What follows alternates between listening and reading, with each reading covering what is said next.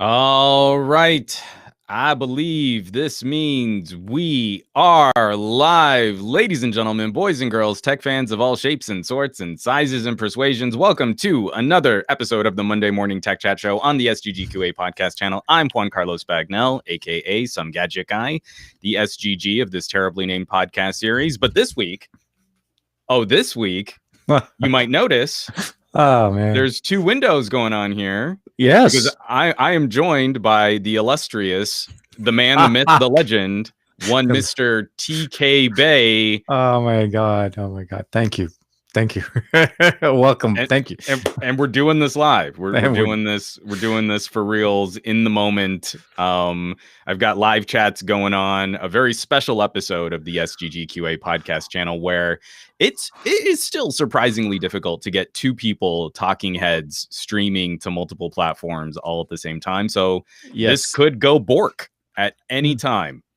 And we are using something different than what we normally use. So yes, this is it's new to me. I've never used Restream before, so this is interesting. So hopefully it's better than what we had over on Saturday. The maiden voyage. I mean, again, whether or not it's better or worse, it's just trying to find those different solutions where I like to stream to Twitch. And because this is a special episode, I also want to put it up on the YouTubes, have this conversation as broadly as possible. But, with every live stream these days, it's like you got to spend the first minute of the stream going, well, a minute before we went live, a bunch of stuff broke. That's and that's usually how it goes, right? I was like, can you hear me? Are we getting the right camera? Like for me per se, my lights are not working today, so the setup is. I mean, it's not bad. It's just you look good. You look real good. Through a Sony lens, why not? We could do it. But we're having a very special conversation this week because TK and I have finally wrapped up our phone swap challenge, and we've got a lot of thoughts to share. Yes, we did this right in the middle of Techtober, so all kinds of phones and equipment and gadgets that we can kind of relate to our little challenge here at the same time.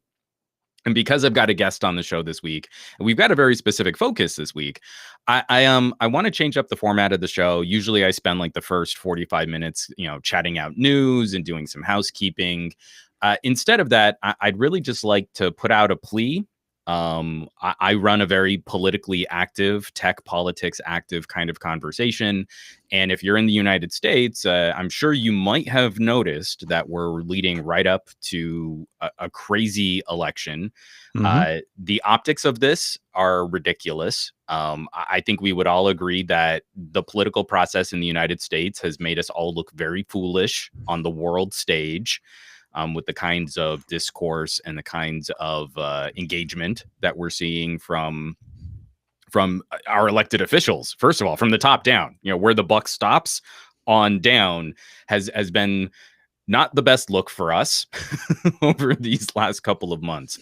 So whatever your leanings might be, and I know there are a number of people out there that follow me who are probably more, right-leaning or libertarian-leaning. What I would always hope to encourage is a higher level of discourse, especially from those of us who are a bit more tech savvy. It is not okay for us to sit on the sidelines. It is not okay for us to be over politics. It's so unseemly. I just don't get involved because I'm enlightened centrist that never does anything. There are too many situations that are facing our country, that are facing our population, that we need to have the tech savvier people join those conversations.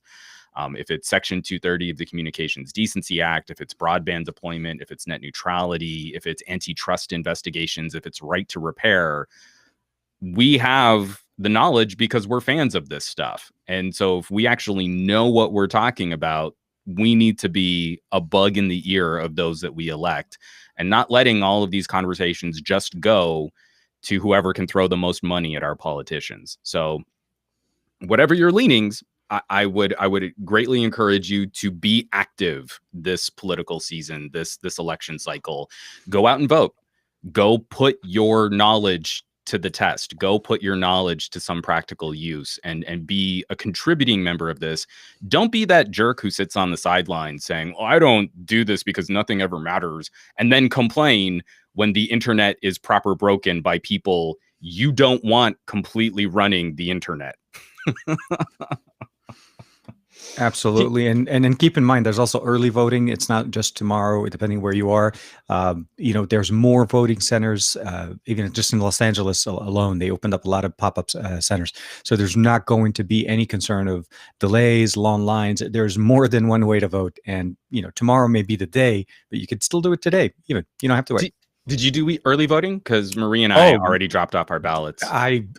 We got our early ballots, and it was sent back like 3 days after. So we nice. It's been weeks, and we tracked it. We made sure it was received. All of that stuff. It's very. I finally appreciate having some technological advancement in tracking our system of voting that is.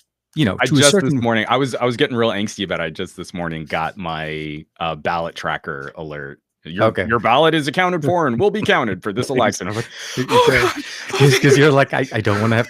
It's like I don't have to go to vote again. Like, I appreciate the process and was very pleased with how simple it was. It was very easy, very to the point, and there was no issues.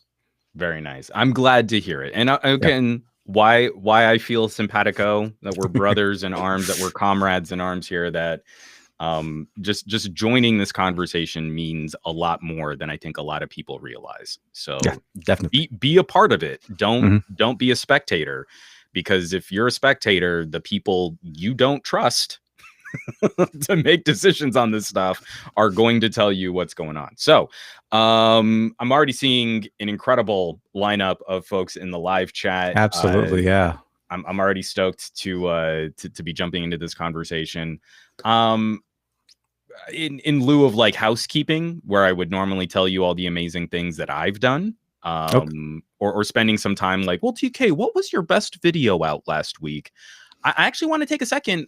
This is becoming one of my favorite yearly traditions. This is Generation 3. This is our third run of our phone swap challenge. Yes. Like we did on your show. We did a live stream on TK's channel on Saturday for his Saturday morning with the side of tech. Kind of talk us through, TK. We started the phone challenge on one very specific feature, and that seems to be the continuation of what we're going to be doing whenever we decide to pit two phones up against each other. Yeah, I mean, first I'm going to say this: we couldn't have chosen a better time. That would be basically the start off of this. We chose Techtober inadvertently, and we started it. But because of Techtober, we had an opportunity to spend a little bit more time. So that's partially I want to start off by saying I appreciated having the longer than originally agreed upon timeline. Yeah. Because the Duo as a device is a very you appreciate it as you use it, and you start working with it, and it becomes so natural to work with it because it has a lot of remnants into what you normally use from, let's say, a tablet or even a Windows environment. It brings a little bit of both. It's trying to answer a multitasking tool, or basically a product that fits into your multitasking daily life.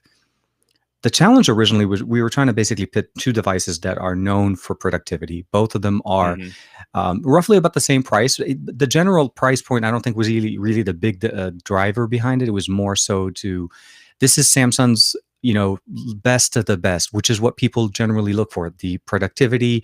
And just for reference also, guys, we've already kind of done the reverse swap. So you could see I got my phone back, and Juan Carlos got his phone back. We had a Sorry. And that's how the show turns into things like that. It changes from instead of Monday morning, it becomes after dark. After dark. Thank you very much, and we'll see you guys next week. So we did the exchange. We talked a little bit about it yesterday, but the short answer is what we were trying to shoot for was: does Samsung's best multitasking productivity king, a device that commands a price point with all the features that come with it, the S Pen, the large display. We talked about DeX. We talked about the fact that there are some compromises in the actual presence of the Note line this year. It's not what we normally see. And then also pitting it to a device that it's a first of its kind. Took a lot longer than it did than people anticipated for it to be coming out. Yes, the Duo. And it's likely sort of the recycled parts of previous experiments too. Oh, absolutely. Yeah, totally fair. Yeah. The amount of time it took for it to come out also adhered to certain things. Maybe the SoC, no 5G in 2020. There's some things also that we kind of looked at, but the core thing that we focused on wasn't that it was running no 5G. It wasn't the cameras, wasn't the sound. It was truly productivity. Does this fit into what you use on a daily basis as a productivity tool? Multitasking, simultaneously running apps.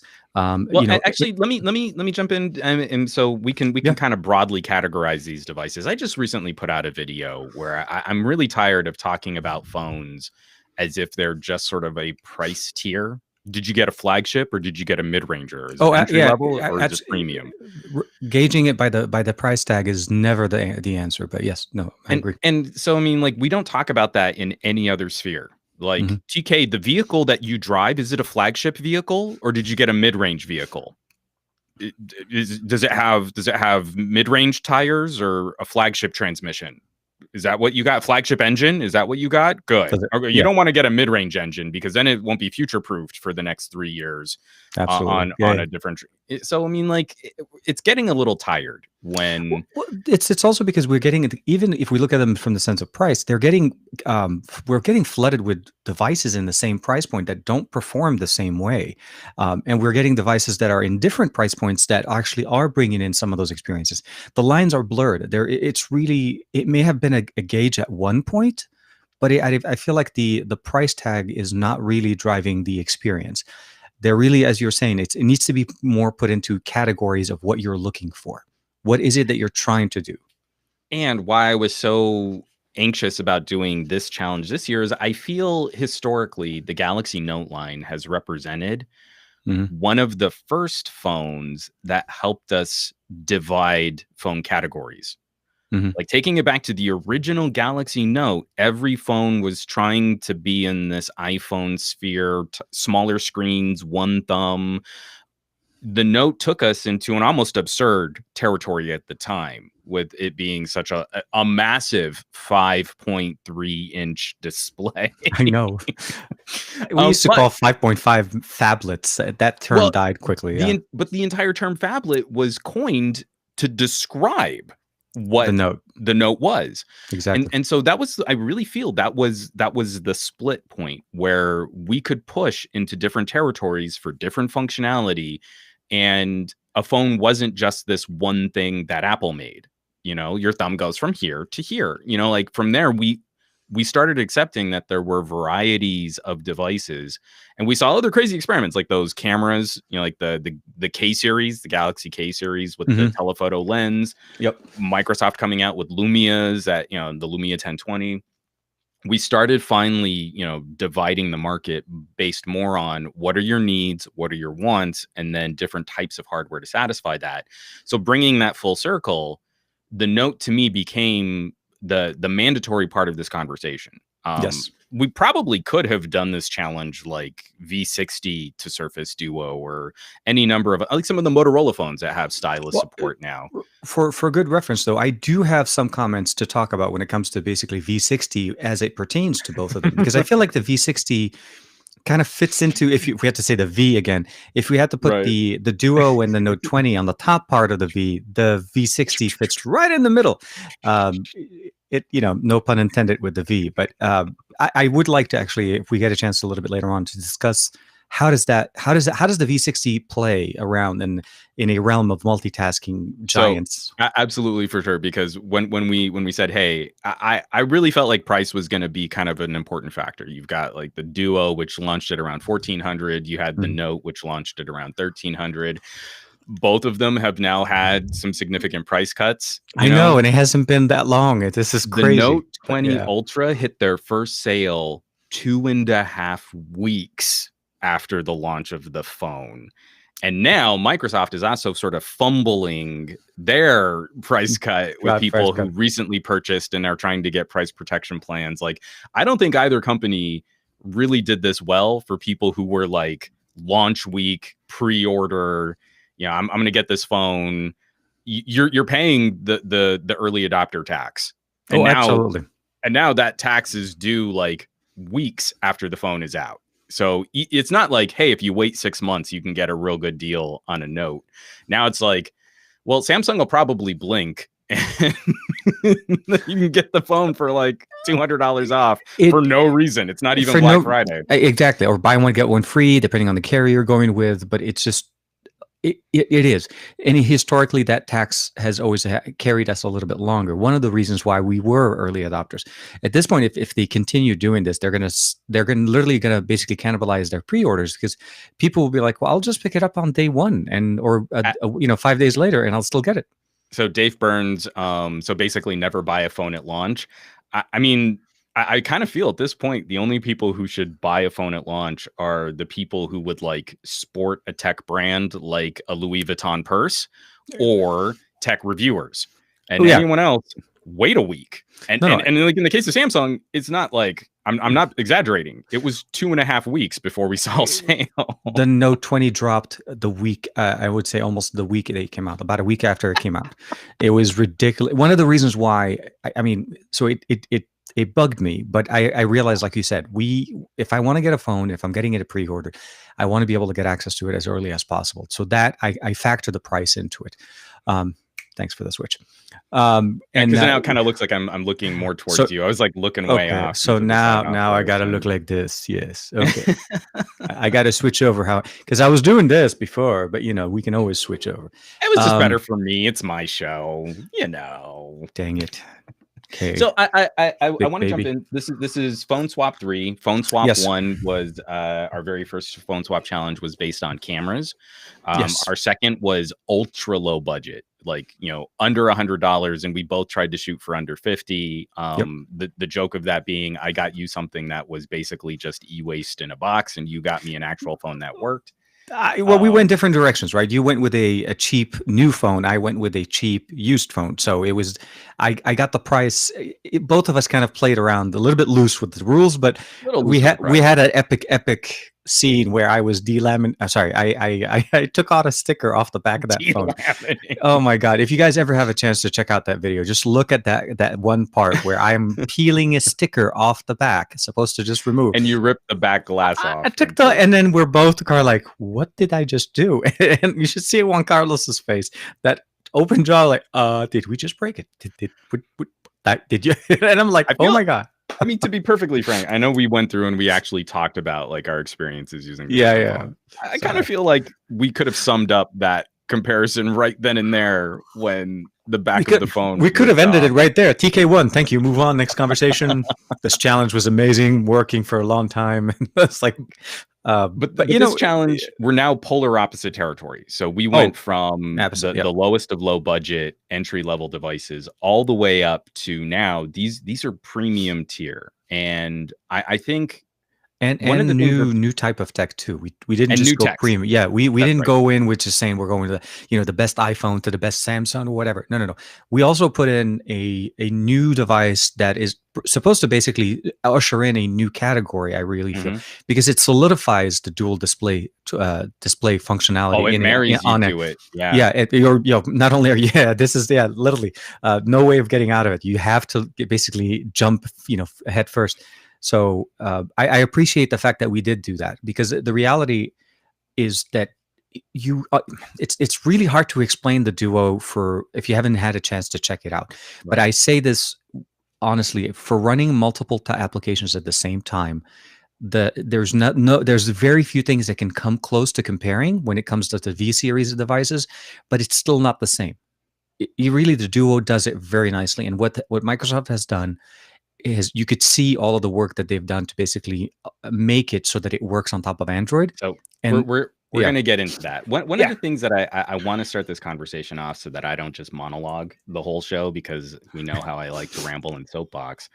I'm really glad you started off just kind of naturally. There is such a profound difference in philosophy between the most note, and I missed the Duo, by the way. I do miss the Duo. I'm so glad to have it back. But then what Microsoft is trying to accomplish is coming from the perspective of a company that makes some of the best tablets on the market. So what I wanted to start off and just a kind of a question on your own personal process.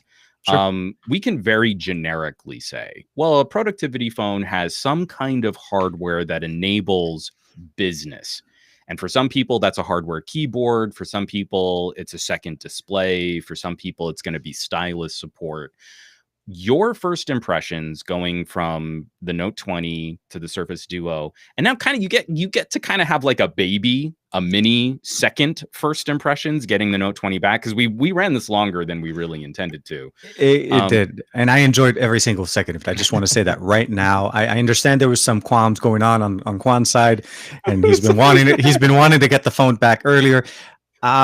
Hey man, it worked out the whole month. I got a chance to spend with truly, I got a chance to play with it in the real way that I wanted to, as opposed to trying to, even though you think too well, yeah, because it is Techtober. That's the thing, right? It was, our tables were not empty, and it wasn't just these two devices that we were working on. So, and if you guys have seen on both channels, we've covered a lot of different things going on. So using the devices and making sure that they're consistently part of our testing or usability or testing, that takes some time, and I feel like the month did it right.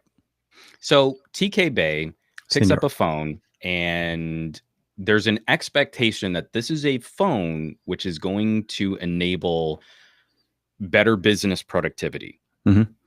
What does that look like for TK Bay's daily driver use? So what kind of features, support, how do you judge on the apps and services that you use whether one of these devices would actually enable you to get more work done? So for me, there's a few aspects of it that I need on a daily basis. First and foremost, it's compatibility. It has to have a device, because there's a lot of devices that we get a chance to see on a daily that may not have all the right tools. But for me, realistically, Google services and Microsoft services are a big part of what I do on a daily. So that has to be kind of baked in. So if I'm getting a device and I'm thinking for productivity, that's the first thing I look at. Does it have those type of tools? Does it work with them? So that I can move on to the hardware aspect. Even though I feel like hardware is important, software compatibility is what drives it through. Because at the end of the day, if I get the fastest Lamborghini, but this thing doesn't go anywhere, I can't drive it anywhere because everything is like 10 miles an hour, doesn't help me. So I feel like, TK, we need to tone down the Apple hate. Okay. If you can just calm that down. I know they're pro phones. You need to accept that they are the bestest, and no one makes better phones. It's a Pro Max phone, my friend. Max. Get it right.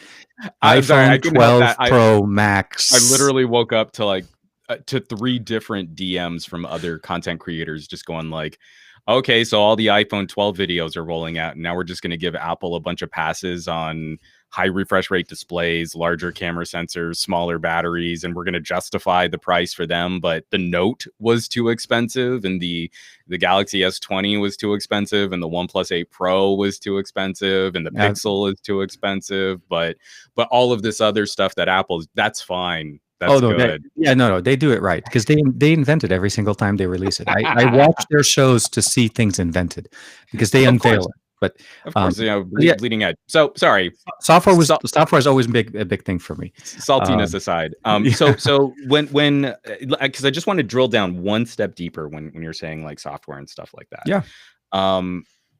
I personally like coming back to a stylus just for fine point control. That goes into my so that goes into the editing part as well for me. I love editing videos with a pen as opposed to using my finger, especially when it comes down to timeline expansions, just getting it right and then moving it. Because believe it or not, those few seconds when you're doing a timeline for a long video could add up. So anything we do on the daily to speed things up, and I do it on my PC as well. I get accessories to help things become more efficient.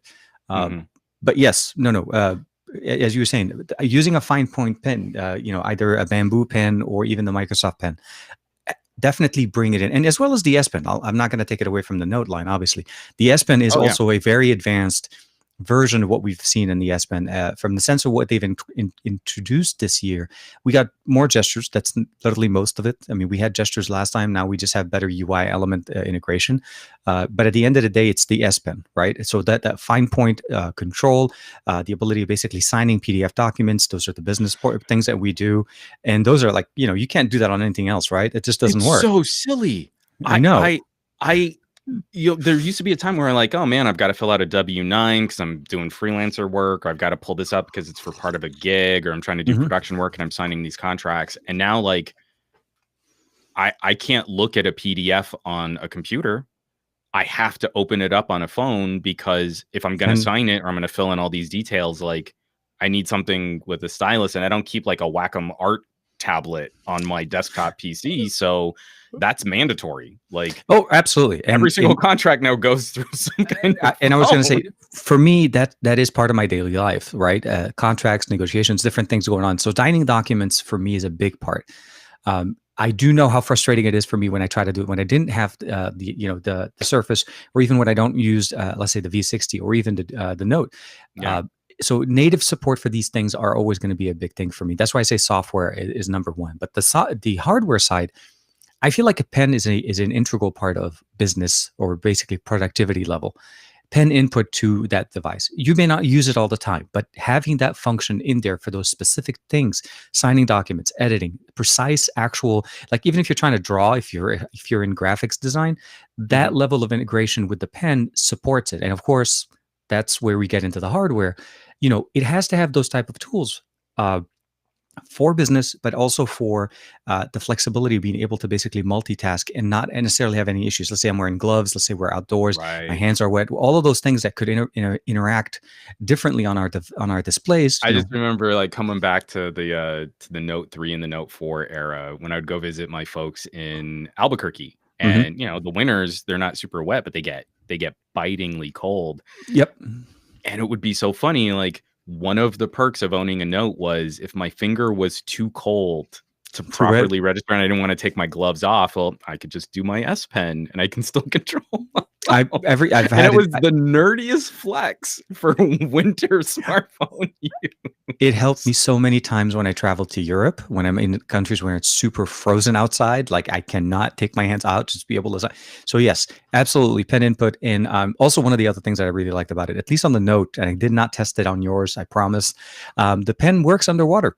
Oh, nice. Go figure. It's a nice little perk. Not that you'd want to go diving with it, but we if can you do, absolutely chalk that up a victory to the Note over the V60 or the Duo, because as soon as those hinges get wet, I would be fairly confident that the Note would survive or those other two phones. And like I said, it's only because that was one of the things the first thing I ever did with any of the Samsung phones, because they tout IP68, IP68, you should be able to do it. So I used to do pool testing, and that was one of my favorite features, the ability of not, because you can't use the display underwater, right? It's too much, it's initiating too many things, but because of the Wacom display, the S Pen still works. So you're able to basically initiate, change camera modes, take pictures. I was using it mostly just to take videos with my son. So it's fun. If you're in that situation, that very unique 1% of probably, everything else that you're ever going to do with a phone. So real quick, I just want to jump in here before we follow up, because I've got another question here on Stylist Support. But from Paco with the super chat, I believe it's a super sticker. I'm doing this to restream, so stickers might not work properly, but yeah, I say everything looks the same. All I see is YouTube and Twitch, but I don't know what else. If there's any of those. But I do want to say thank you for supporting production. I very much appreciate it, and that's definitely appreciated. So if that's the cup of coffee you're buying me there, I'm definitely going to drink through that cup of coffee. So this was one of the primary things that I think would be kind of interesting for this showdown. Before we even get into the phones themselves, and just one last question about Stylist Support. Yeah, going from the Note to the Surface Duo, and then also because the V60 gets to exist as that sort of halfway point. It's almost like an evolutionary halfway point between these two ideas. How big of a deal do you think it is having larger, more pen-like, this isn't my stylus, having larger, more pen-like styly versus the S Pen, which lives in the Note? So if we're saying that Stylist Support is mandatory, there is an idea, and I want to be fair to the Note fans out there, because your stylus lives in the phone as opposed to being something else that has to kind of float around in a pocket. It's always with you. You never really get it. I mean, if you leave it, it'll also give you a nice little notification.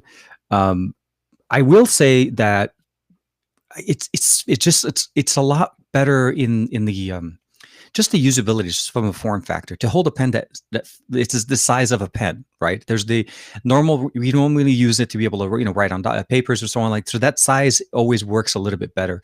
I feel like from an usability and feature set, I also still feel like the Note still it wins in that aspect because it has a lot more features. But at the end of the day, the question for me, at least what I use on a daily basis, I don't go in and try to create GIFs all the time. I do use the screenshot or the select tool within the Note line to create basically screenshots to be able to share if I'm actually working on a document. I want to be able to grab an image or just things like that, or even just grab an element of my display when I'm helping my mom. That's the number one thing I always try to do, because it's easy to explain to your parent or a friend, okay, well, go in here, click there, down, go from there and do whatever, as opposed to what I do now, or I've done in the past with Milk. I take a screenshot, I draw an arrow, tell her, go click there, step-by-step instructions, and I send it to her over WhatsApp. And so to me, these things are simplistic, but it's an integral tool to what I feel like a pen fits. Having a full-size pen and using, so the Duo, by the way, is compatible with more than just one, right? There's multiple types of pen that you can use with the Duo. So your preference, there's the one that Juan let me borrow, and then there's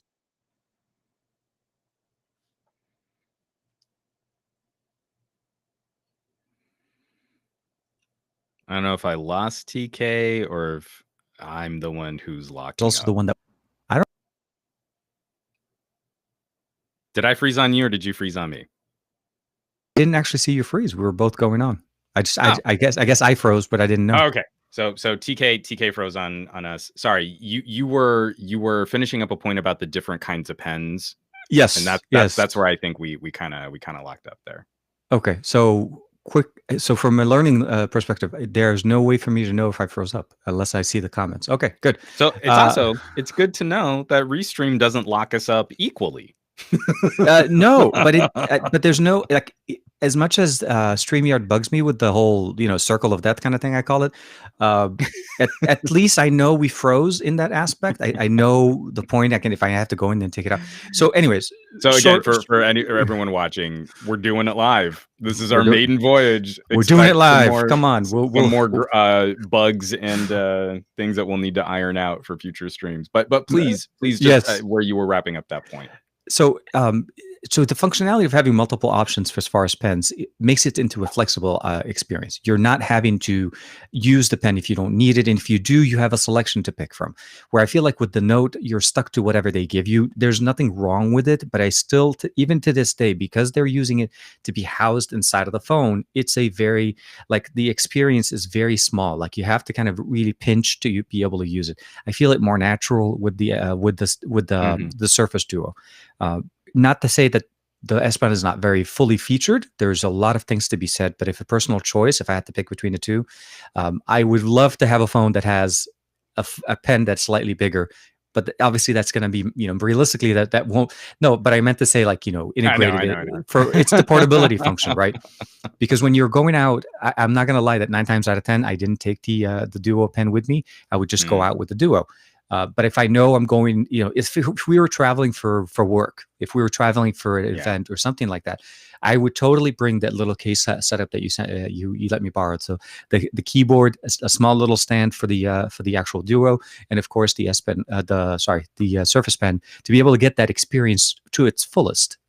So, because again, every different piece of hardware should change our behavior, and where I'm judging the Duo, I feel very confident about leaving the house with, a fairly small, it's the size of like a little Moleskine notebook type device, taking the pen with me, and then maybe a little folding Bluetooth keyboard. And the few times that I would take this, like, I just get locked up in my office and I'm enough of an extrovert that, like, I go stir crazy in here. So I wouldn't even bother taking a stand. I would take this down by the pool and I would just prop it up, in sort of portrait orientation, letting it stand up on its own. And I'd write on my little Bluetooth keyboard down by the pool. And that, like, was just enough to get me some fresh air, some vitamin D, and I wasn't going nuts.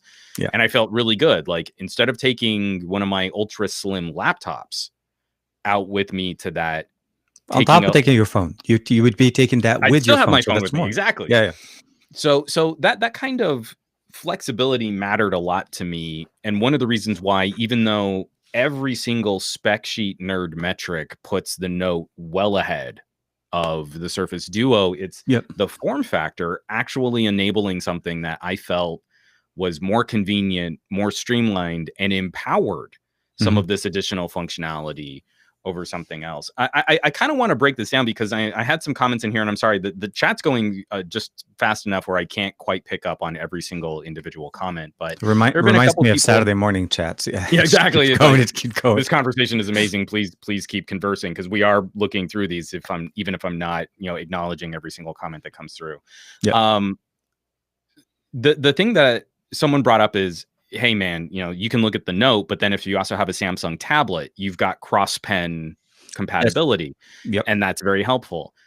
I feel like Surface should get a similar consideration, where the Surface Pen, if you're in the Surface ecosystem, is your compatible pen. And then the same thing for V60 is these Wacom Bamboos are also active pens, where like the Lenovo version of the active pen tech would work back and forth between a Lenovo. I believe the LG Grams are the exact same pens. So if you're in the LG ecosystem, all of these things kind of carry back and forth so that we at least get multiple use. I kind of feel the LG version of this is likely the broadest. Surface Pen Tech works on Surfaces. Samsung Pen Tech works on Samsung's, and LG is the one that is going to work with Lenovo's, LG's, and a few of the other pen-enabled Windows computers. Again, kind of meeting in that middle, like you were saying, is like the evolutionary halfway point between what the Duo and the Note are doing. LG manages to kind of, again, sneak in as a dark horse for the most broadly accessible version of both of these ideas. You made me actually wanted to test out the S Pen that comes with the Tab S7 on the Note, and it doesn't work. Oh no! It's a different pen tech, really? The Tab S. So this is I don't know if you guys have seen. I've done a couple of videos on. So here, this is the Tab S7. This is the pen that comes with it. It's a and it is fully charged. I wanted to double check, and it automatically works. So there's like some functional things you could do with it, and but I never really thought about using the pens separately. So I'll go ahead and switch over. I'm going to go ahead and take the S Pen. And, speaking of which, here, let me see. Oh, S Pen works. The S Pen works. S Pen goes to the Tab, but the Tab's pen doesn't go back to the Note. Yeah, so now here's the Tab. Let's go back here, unlock. Oh, you know what? I take that back. Is it working? Okay. Yep. No, it works now. I don't know why. Just had to get I think I just needed to maybe something to do with me putting it back on the back of the actual Tab S7. So now it works. It had to know you really meant it.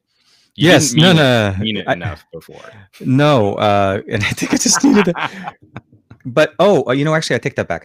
I think this is what the problem was here. So if I go home, okay. So if you have your S Pen in the silo, this pen support doesn't work. Be kidding me! It shuts down pen function. That is kind of silly. So once I took it out, then I can see the little S Pen option. So now at this point, I can actually do this. But if I put the S Pen back, it disables it. That's what my problem was. Because I was like, I tried it and it didn't work. So here. It kind of reminds me, like, again, we're just going to talk about how phones aren't price tiers. Like, that's actually a little similar to the Stylo 6. Oh, okay. So it disables the options. Does have the same digitizer, so you can use the Wacom, but it doesn't recognize the button presses, because the stylus that's in there is actually a very basic capacitive pointer. And if you want those menu options, you've got to pull the stylo pen out. Exactly. And then it pulls up the menu. I think that's what it is. Because I don't, when you take out the S Pen is when the menus automatically come on. It disables any pen input without it. But they do work. You can interchange them. So if you ever lose your S Pen, then this becomes functional. But if you have an S Pen, might as well just stick with the S Pen. Okay, so let's get it actually into the phones. I mean, again, it's funny, Stylist Support isn't something that I think a lot of us spend that much time on, but having these all three of these in such close proximity, what the Surface I'm doing is a more basic experience. It's not as well fleshed out as what Samsung is doing. LG doesn't have all of the fun Bluetooth wireless options and controls, but like the actual pen experience is very close now to what the Note can accomplish. How did you feel kind of round robining? The Note spec sheet lists this phone as the indomitable I bounced on that word. I can't say that word correctly, but like the unsurpassable, every metric that you would care about, from high refresh rate displays to the fastest storage. Samsung manufactures RAM. They're getting RAM right from the source. Every piece of this is supposedly completely untouchable. So would you say that with this fully fleshed out spec sheet that you were able to identify points where that kind of horsepower or component advantage was really enabling you to get work done better? So I don't think so I'll take us first. I'll comment on the spec sheet. I actually don't think the Note 20 Ultra is the best device that Samsung has put out in 2020. And that's going by the spec sheet. And it's also because I played with a lot of their different devices. So I've played with the S20, the S20 Ultra, and as well as the fact that I played with the Note 20 and the Note 20 Ultra. So I have I would say I've experienced what Samsung is trying to offer as their top tier experience. I think some of the things in there are good. I think realistically, can I say that I can point to a specific situation where they've helped me? I would say that the S20's fast charging is way better than, and the battery capacity of 5,000 milliampere, in my opinion, is much better than the Note 20 Ultra. I think the Note 20 Ultra's compromise in battery capacity to that 4,500, as well as the fact that they capped the charging speed to 25, it was a big downer for me. It's like when I upgrade from the S line, historically, I've always anticipated having the best of what Samsung's offering this year. So I would want the 5,000. I would want the 45-watt charging because I've gotten used to it. This is the thing. I'm upgrading. For me, it's supposed to be an upgrade. And I felt more of a lateral, slightly dipped down experience. S Pen functionality, there's nothing to compare with it in 2020. I feel like, yes, this is the best S Pen that Samsung has to offer, and there's no question about that. The new features that they brought in kind of work for me as a creator when I'm trying to be on my own and I'm trying to sit there and trying to do video and I have my phone away from me. I don't want to have to come back and switch camera lenses and switch different aspects. It's cool. Realistically, most of the time as a creator, I'm behind the camera, not in front of it. So to me, from the creating type of content, I don't feel like the S Pen really did it for me. Does it? I mean, like, we talk about RAM storage. I feel like the additional RAM that they did there definitely does help, but it helps Samsung more than it helps me, because this is typical to Samsung's UI. Even though One UI is improved and it has done a lot of improvements in the way the footprint is not as, I would say, in your face as TouchWiz used to be. I'm trying to be nice. The experience. Oh, we don't need to be nice to TouchWiz. No. What I meant to say is it's getting better. Any criticisms of One UI, but we can bag on TouchWiz. Since TouchWiz is out there, okay. So we know what TouchWiz. No, so to me, the experience got a lot better, but I still feel like the reason why we have more RAM is because Samsung needs more room. So the additional RAM definitely helps. The Ultra definitely starts with the right amount. It's running the latest SoC. That's true. We have 5G. It's true. Latest S Pen, of course. We still don't have that 120 hertz display. They decided to change their approach to the display because they want it to be more adaptive than to be the ability of basically saying, look, I want to use 120 all the time. Let me have my 120. Yeah. No, they chose a more PC approach. If you've ever used a PC, you know how adaptive refresh rate is. So that to me was a little bit of for that specific reason, I still feel like the S20 would be a device I would go with, even with the problems that the S20 has with cameras.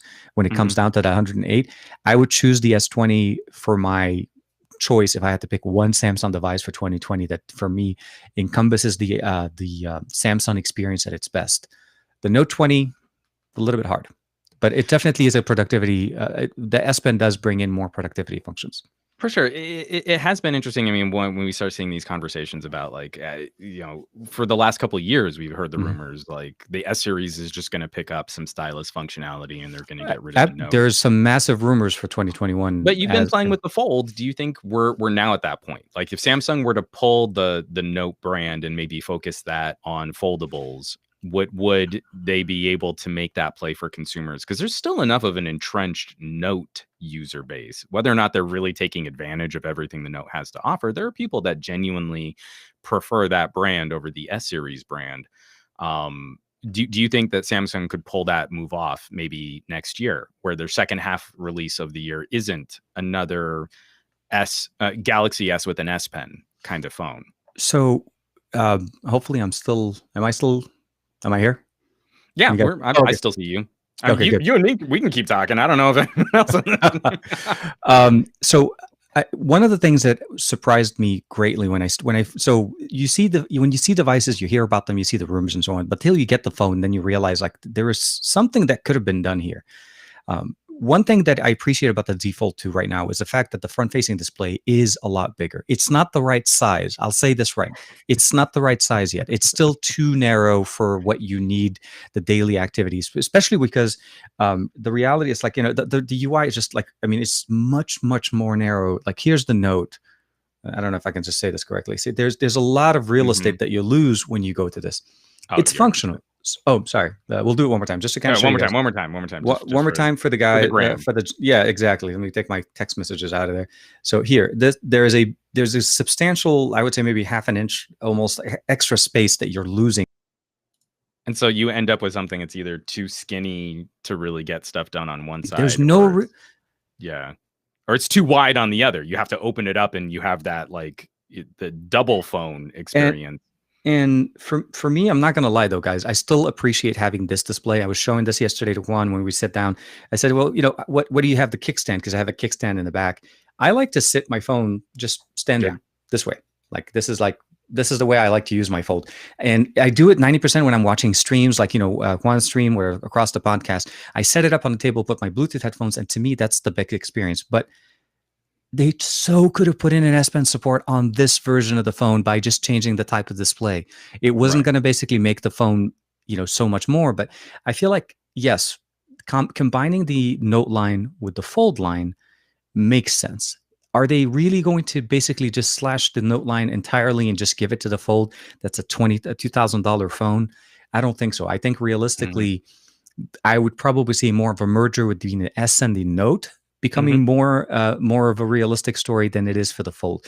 The Fold and the Z Fold and the Z Fold 2, both foldables, basically the Z Flip, and the Z Fold are great. Even the Z Fold 3, till they can fix the internal display for it to support pen. Right.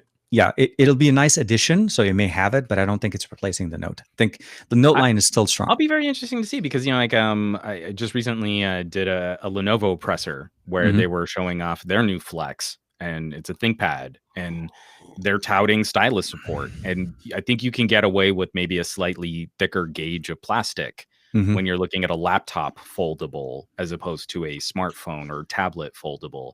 Yep. But if they're already starting to figure it out, and we sleep on Lenovo, Motorola in the mobile space, but they've been playing with these kinds of concepts, I think, longer than anyone else, at least showing them off in public, where I want to say it was Lenovo World 5 years ago now, where they were showing off their first hinges. And absolutely, the Yoga Books hinges. I mean, I saw them at IFA. But I mean, like 4 bendable OLEDs. I don't know if you remember, like we would go there. It was the year before the MotoMods launch, and they had this glass case, and in the glass case they were showing all of these, like, well, first it was just bending the OLED, and then also here's the frame that we've been experimenting with. And like we could actually play that. You could see it. You couldn't touch it, but you could see it. So speaking of hinges and bending and folding and all this, I think we spent a lot of time on the Note. Yep. The Note, I feel, suffers from the highest of expectations and the realities of this market. You have to make more compromises now because people aren't going to consider a Note that has all of the same stuff as a Galaxy S20 Ultra, but then also has an S Pen and a Silo, and the price tag on that would climb even higher, right? Well, that was the recipe, by the way. That was the Note recipe for some time. This is the first time they've decided to give it a plus version of the SoC. They changed the SoC, but typically in the past, we've always had the Note carry in the United States. Screw you, rest of the world. So yes, everybody else in the world is still getting the I think it was the Exynos 990, which is a I I personally feel like it's a mistake. I think the Note 20 Ultra could have easily been released with Note, the 865 Plus across the board, because it's not uncommon that you could have made it work in the EU. So it's not, they can't really attribute the 865 not being able to support the bands or something like that. It's price and regions and whatever manufacturing and distribution and yeah. No, please. No. Because what Samsung did with the Note FE, it's not the Note FE, the S20 FE, is they did release it with two different versions. One that is Exynos and one that is the Snapdragon, which to me tells me is that totally possible. This is European hardware that they're selling. They're selling the 865 to support 5G, and then the Exynos 990 supports 4G, which I wish I could understand the rationale, but I feel it all comes down to Samsung has this enormous parts bin, and they're now in a similar place. I kind of feel like Samsung and Apple are dovetailing each other in these arenas where it's not so much like they've got to make the best phone and then like a lesser than version. It's almost like they're making a pain point phone and then trying to push you up to a more expensive device. Like the Note 20 doesn't make a lot of sense in this price performance comparison feature set, market. I mean, if you're really looking at a Note 20, I would ask, like, maybe also look at a V60, which is going to be way less expensive and have some other fun perks that you're not going to get on a Note. And so it almost seems like it exists to push you in a direction where you're going to want to spend more just so that you can kind of keep up with the Joneses. But I like I said, we've talked a lot about the Note in this because expectations have been so high. The Note name carries so much emotional baggage and has so much momentum. The flip side of this is a phone that's not a phone. It's really not a phone. And it's coming from a player that keeps jumping into and jumping out of the wireless market. I was going to say, this is them coming back to it, by the way. This is not them starting. So Microsoft definitely, for any Windows mobile fan, definitely. And like literally, I was an aficionado of Pocket PC back in the day. I've been rocking iPacs since like 2003. My first smartphone was an MDA running Windows Mobile 5. Did you ever get the Universal, the swivel? That's my unicorn. I've never gotten my hands on one of those. No, and sadly, I want one so bad. I was entrenched in HTC hardware for the most part, so it was basically no. That's the HTC was the Universal. Was the one that was the clamshell. No, and the screen was flippable and like flip back. So the one I got was the MDA, and then there was the not the slide. There was another version of it that came out on AT&T. It was essentially they all had full-size keyboards inside. So you slide the keyboard, but it was more slide open. So it was kind of like if you open it like this. Gotcha. It never and it barely did it. Oh, the tilt. That's what it was. Yeah, the tilt. That's what. I was like, it tilted. Oh, yeah, that's the name. So I mean, one of the first ones I played with was the Blue Angel, and that was I think it was properly an XDA.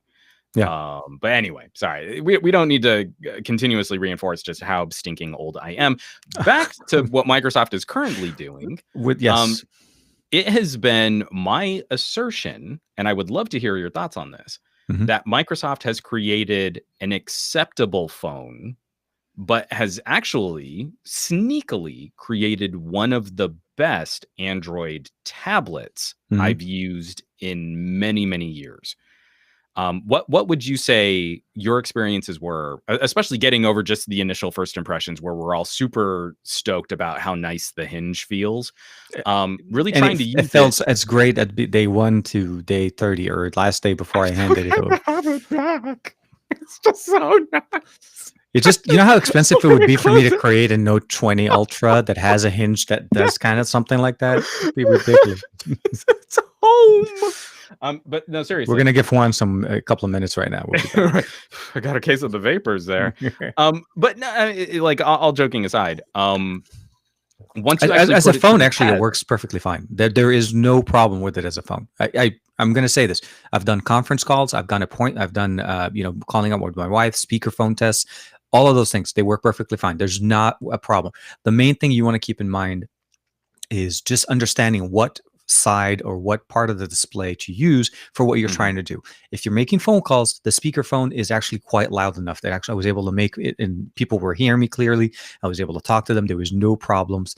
And for watching content on it, you watch it on the second display. Do not watch it on the first one, because otherwise the speaker's facing away from you, and you're not going to get that experience. So once it's finicky. It is a little finicky. It is a little, but it forces you where it's going to do stuff, and that is a little different. It's unfamiliar. And then it's something that you have to, like, initially when you first read, it's like, what do you mean single speaker? What does that make? You know, and I'm like, hold your horses, bud.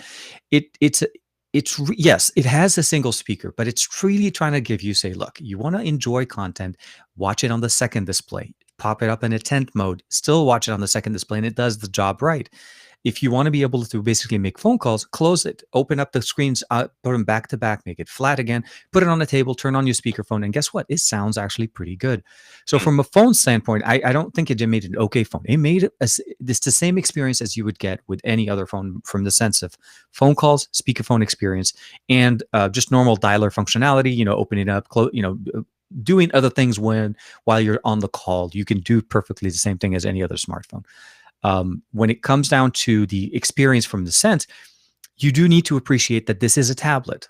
This is not, it doesn't look like it, which I think is what people get confused with it, because they see the hinge in the middle and they're like, well, wait, this is two different displays.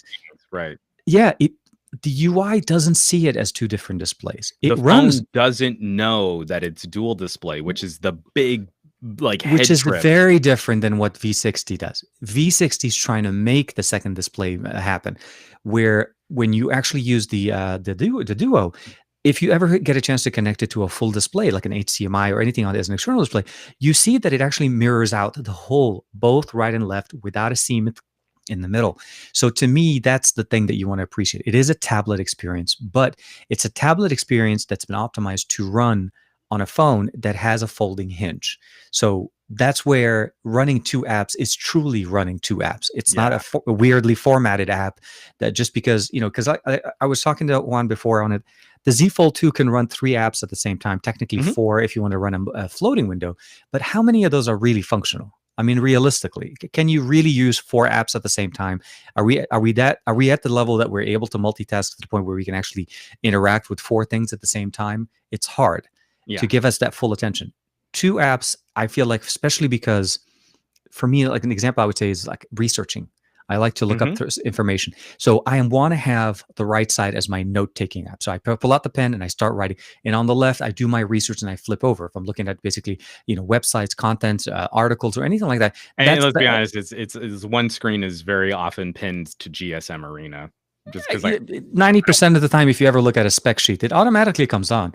It is. And 3 monitors in my office just pulled up GSM Arena. So, yeah, no. There you go. For me, those are the things. But like, you know, even when we're looking at other things, I feel like that's the optimal experience. And it is better once you know that there are options, because when you first open it up, there were, you know, and I appreciate Juan Carlos letting me know at the beginning, you know, you really should download the beta version of the launcher. You also should really download the beta of the SwiftKey keyboard. It changes things. So it tells you Microsoft is working on the improvements. It just hasn't gone up to the alpha or to the main channel. Catch the subreddit. I know there were a couple like snarky larger YouTuber comments like, oh man, that community over on the Surface Duo subreddit, they're all starting to sound like, you know, the Red phone owners. They're just trying to justify this expensive phone. If you haven't gone through, I mean, first, there's a fair bit of criticism of the Duo on the Surface Duo subreddit. There is some.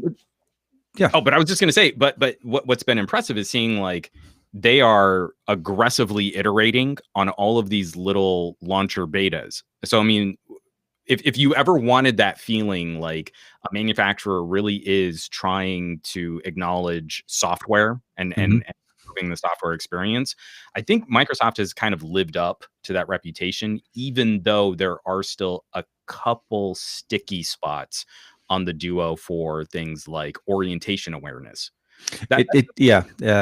Why I still feel it's fair to say the phone experience, especially when we're saying single screen, when you're using it as a single screen phone, can be a little disorienting, literally, because there are a couple apps that don't recognize how phone. No, I was going to say, when you went, it popped a picture. What just happened is I went, this does not know that it's two displays.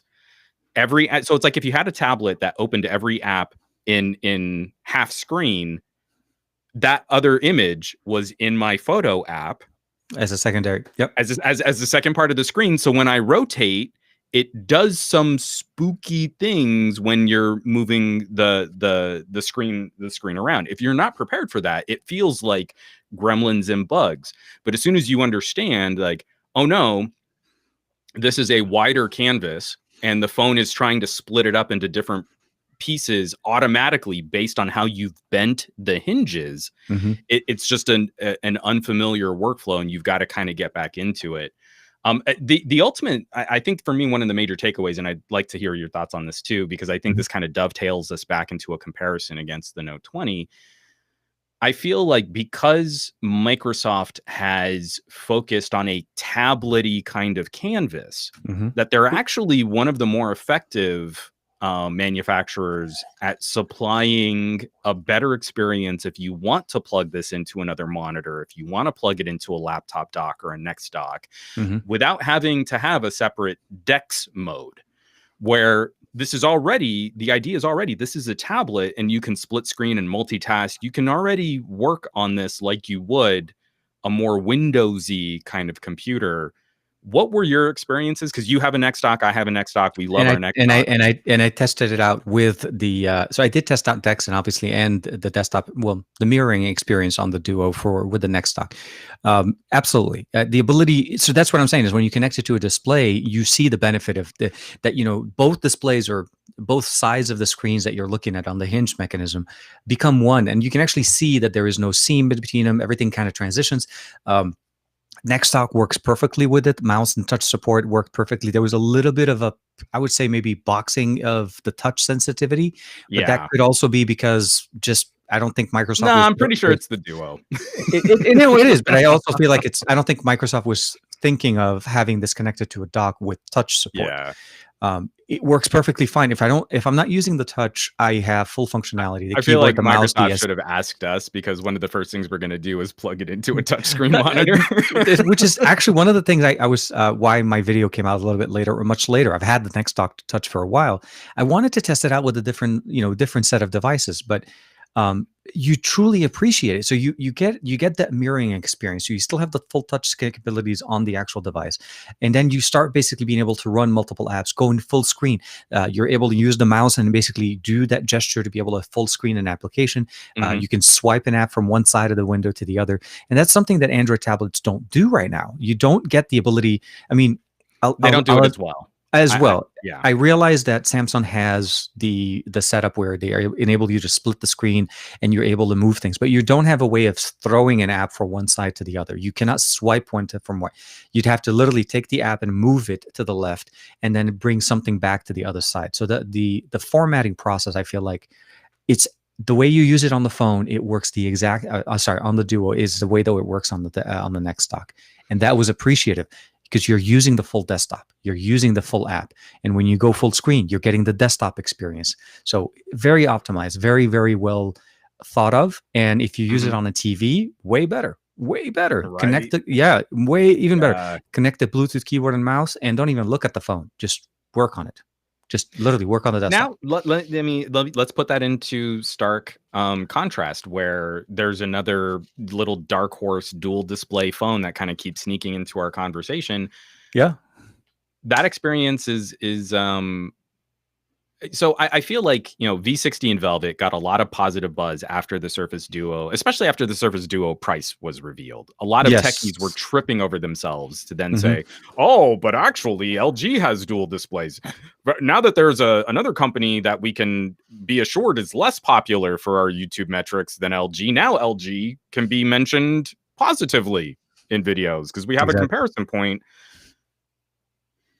How would you say these differences in philosophy, a part-time dual display case versus a full-time, you're married to it dual display hinge device?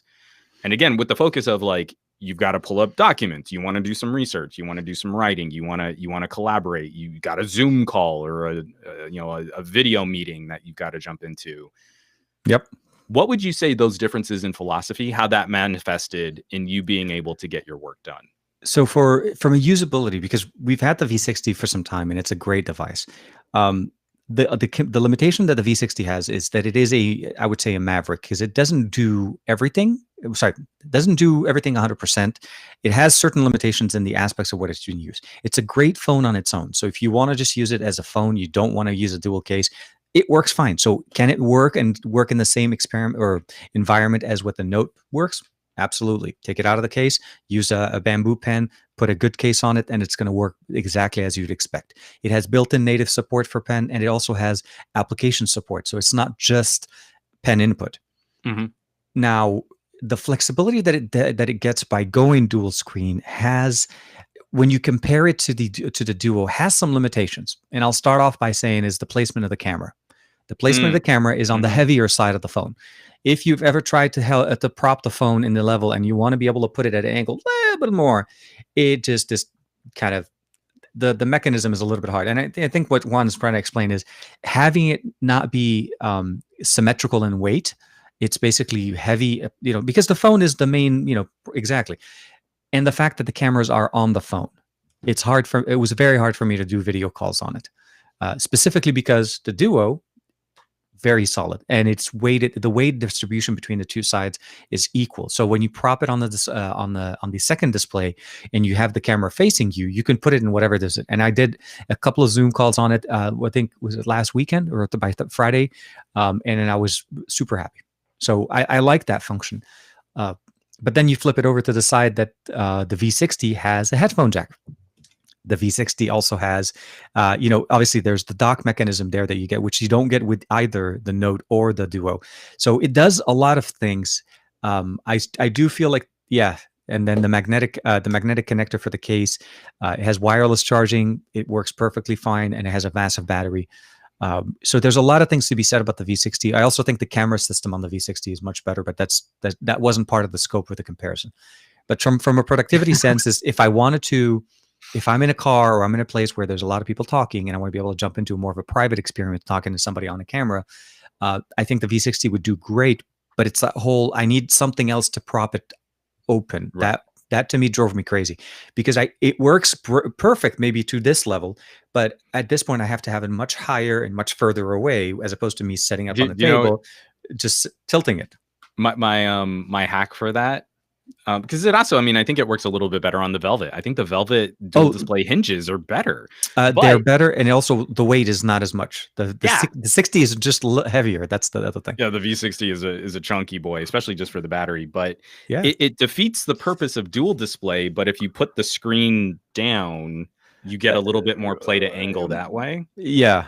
Exactly, but you lose the second display. You lose the second display. So again, it's to me is I want the second display. So yeah, no, I know. But I think the V60 approach I feel like it's a right approach from the sense of use the V60 in the way you want to use it. Yeah. Out of the box, you're able to pick it up with the case, and the case is not a require. You don't have to have it in there. You're not married with it. So you have to basically decide on purpose to say, look, today I'm going to be rocking it with the case. It's going to be a little bit thicker, but it is in the case. I have the nice little display on the front. And if I want to use it all the way out, I can open it up all the way. I can use it slightly in tent mode. There's a lot of different things you could do with it. But if you don't want that, use it in a regular case, bring the bamboo pen with you. You're using it with the pen. You could just still be functional. And that's why I feel like it was like in between the two. Yeah. It wasn't the price point. It was more of the, what can it do? And it fits into both categories to a certain extent with the accessory. Well, and again, it's little things like, if you want a desktop mode, a specific desktop mode, I feel like you got to go Note. If you're really going to live out of it. The V60's experience means you have to take it out of the dual display case. And then you get a polished up version of the Android desktop mode, which is not as nice. And which is still not optimized, even with this. you've been having a lot more issue just getting it working, like on the Next docks and stuff. Absolutely. I feel like there's a very specific fusion dance that you need to do, like a reboot into a dual plug with the Next dock on, and if you're standing on one foot, you'll get the desktop mode to fire up the way that it should. But V60 is doing so much custom display manipulation that it's not hard to lock it up. It really can be a little flakier for Google not empowering a better desktop mode and LG stretching it to its limits. And then you take that all the way to the other extreme where Microsoft probably looked at that and said, nah, we're not even going to mess with it. I mean, I can't even get it to function on the Duo, the Android desktop mode. And the more I use just split screen, I really don't want to. I really wouldn't want to use. They've done a really good job with the way the setup is, because the environment is a landscape environment already. It's optimized to be used in that way. The only thing that you need to understand is that you're using it now without the hinge, and you're interacting with that middle section that you typically get covered because of the way the mechanism is. But the V60 I think is truly, with the exception, obviously we have the Wing now, we have the LG Velvet. All of these devices that we've seen in 2020 from LG are offering us a massive improvement over what we've seen in the past. We see them focusing and improving their experience generation over generation. And the fact that what we see with the V60 at the end of 2020, I still think the V60 is the star of the show. I love the Wing. I love what it does as far as a functional. The Wing is so much fun. It's a fun phone. But the V60 is definitely the diesel truck workhorse of absolutely. Anything you want to do with the V60 can be done, and it can be done right. 4K 60 everywhere is the right way for us to go for video. If you're going to be a producer, the video modes, the mics on this thing, as well as the headphone jack. You have a headphone jack, a proper headphone jack that you could use with one of the best DACs on the market. So again, there are things that I can sit here and obviously make why the V60 I would say you should definitely consider. But between the Duo and the Note 20 Ultra, I feel like the V60 is the Maverick. It does things from both ends, and it does them well, but it doesn't do them to the same level. Yeah. Like the pen is not exactly as good as the Note, and the dual screen is not exactly as good as the Duo, but it does a good job. But it does both. You can game with it easily. Oh, and again, that surprisingly was one of the things that I always used to turn to for the Note. Again, there's an idea of top tier performance. I know we're not really focusing on photography and video and content creation and all that stuff, or gaming, but I like gaming better on the V60 than I do on the Note. And a part of that is being able to customize a controller for a lot of the games that I like to play. We just got an update in Anima, a little dungeon crawler Path of Exile clone. And it's like, I can raid dungeons now in multiplayer, and I'm doing it on a controller, a second screen controller that's perfectly built for my thumbs. I mean, it's like, I can't do that on any other device. No. So I mean, kind of combining some of these ideas, and we've thrown out some snarky barbs, right? iPhones for this and other premium Galaxies for that, and LG, woe is LG, because I kind of feel like the biggest strength of LG is modularity. It's not really one phone. With an accessory purchase, you can make it more the phone that's the right fit for you if you understand what some of the compromises might be against some of these other devices. But I kind of feel, and we've had these conversations offline, the disappointment has been watching tech influencers flex these super premium, ultra expensive devices, but their commentary has not evolved out of a covering the basics kind of review style. And I completely appreciate, did you see that recent survey? Like 80% of phone owners think, like there's no change in buying a new phone. I can't remember exactly who put out that survey and what the numbers actually were. I haven't seen it, but I don't doubt it. Sharing that consumer sentiment, right? Like, why would I buy this other super premium device? Use my phone for taking a couple casual snapshots and opening up Facebook and getting outraged. That's the same experience I've been satisfying for the last 4 years on this mid-ranger phone from 4 years ago. Because of that, I feel like the Note is unfairly panned. I wanted to catch that freeze frame. You were frozen for a second with a really good look. Okay, sorry, keep going. But I feel like the Note is unfairly panned. Yep. Because of its high price tag. We're going to give a pass to iPhones. iPhones hit the same price tag, but for whatever reason, that's good. And that's perfectly acceptable for a premium iPhone. And then the Duo gets panned because I'm going to ignore the radical engineering and just focus on a chipset that is still radically overpowered for what people can really do. For anything that you want to do in 2020, absolutely. The 855 is way more than capable. It's not even at the level where you're even getting close to overpowering it or even hitting the limits of what this processor can do. It's we have these editorials like who was it? Was it Android Police? Like there's no reason for you to buy a premium chipset anymore. These mid-ranger chipsets are good enough. And in the same breath, we've got specs nerds going, but 855 is underpowered and it's too old and it's too sluggish. And like the 855 stomps the crap out of the 765. And if you're not even maxing out the 765, you can sit down. you can take a little time out, like I would tell my 5-year-old daughter. So you got me choked up, man. Yeah. No. I was trying to crack up a smile at the same time as trying to take it. I said Snapdragon 855, and it's so old and gross that you instinctively tried to vomit in your mouth, right? Because I mean, can it even boot Android anymore? Right? No, I don't even think it powers. No, 855 is just old enough to barely even turn on a light. If you wanted to turn on a light with a phone that ran it, actually, surprisingly enough, even if you think about it. XTA partnered on a phone with an 835. Yeah. We're gonna hit some fun dropouts here because right now your video's frozen with you like the most sleepiest stoner eyes I think I've ever seen. Give you a second to kind of catch your breath there. I was gonna say you should have seen the look on the one you had, so we should watch the show. This is gonna be great going back to rewatch these. But the Restream is actually doing a pretty good job considering what we're throwing at it in real time here. But what I want to get back to, again, all snarkiness aside. No, not all snarkiness aside. I feel we have completely let consumers down with a conversation focused on price and fashion. Yep. And as techies, we should know better. So out of these different phones, how do you feel they should be judged against the manufacturer's claims? Microsoft called their foldable a Surface.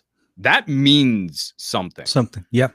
The Note has historically been a crown jewel wrapping up the year technology showcase for Samsung. Yep. Mm-hmm. And LG is sending off the V series with the V60. This is the last year of it being called a V. You know, we're not expecting the next thing is like codename Rainbow or something like that. Well, it's the evolutionary sign, but yes, no, the G series is gone and the V series is literally kind of at the same level. So let's start with the Surface.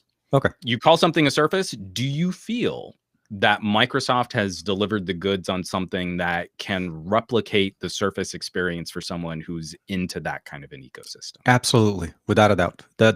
When I use the Duo, I feel like I'm using a Surface on an Android device.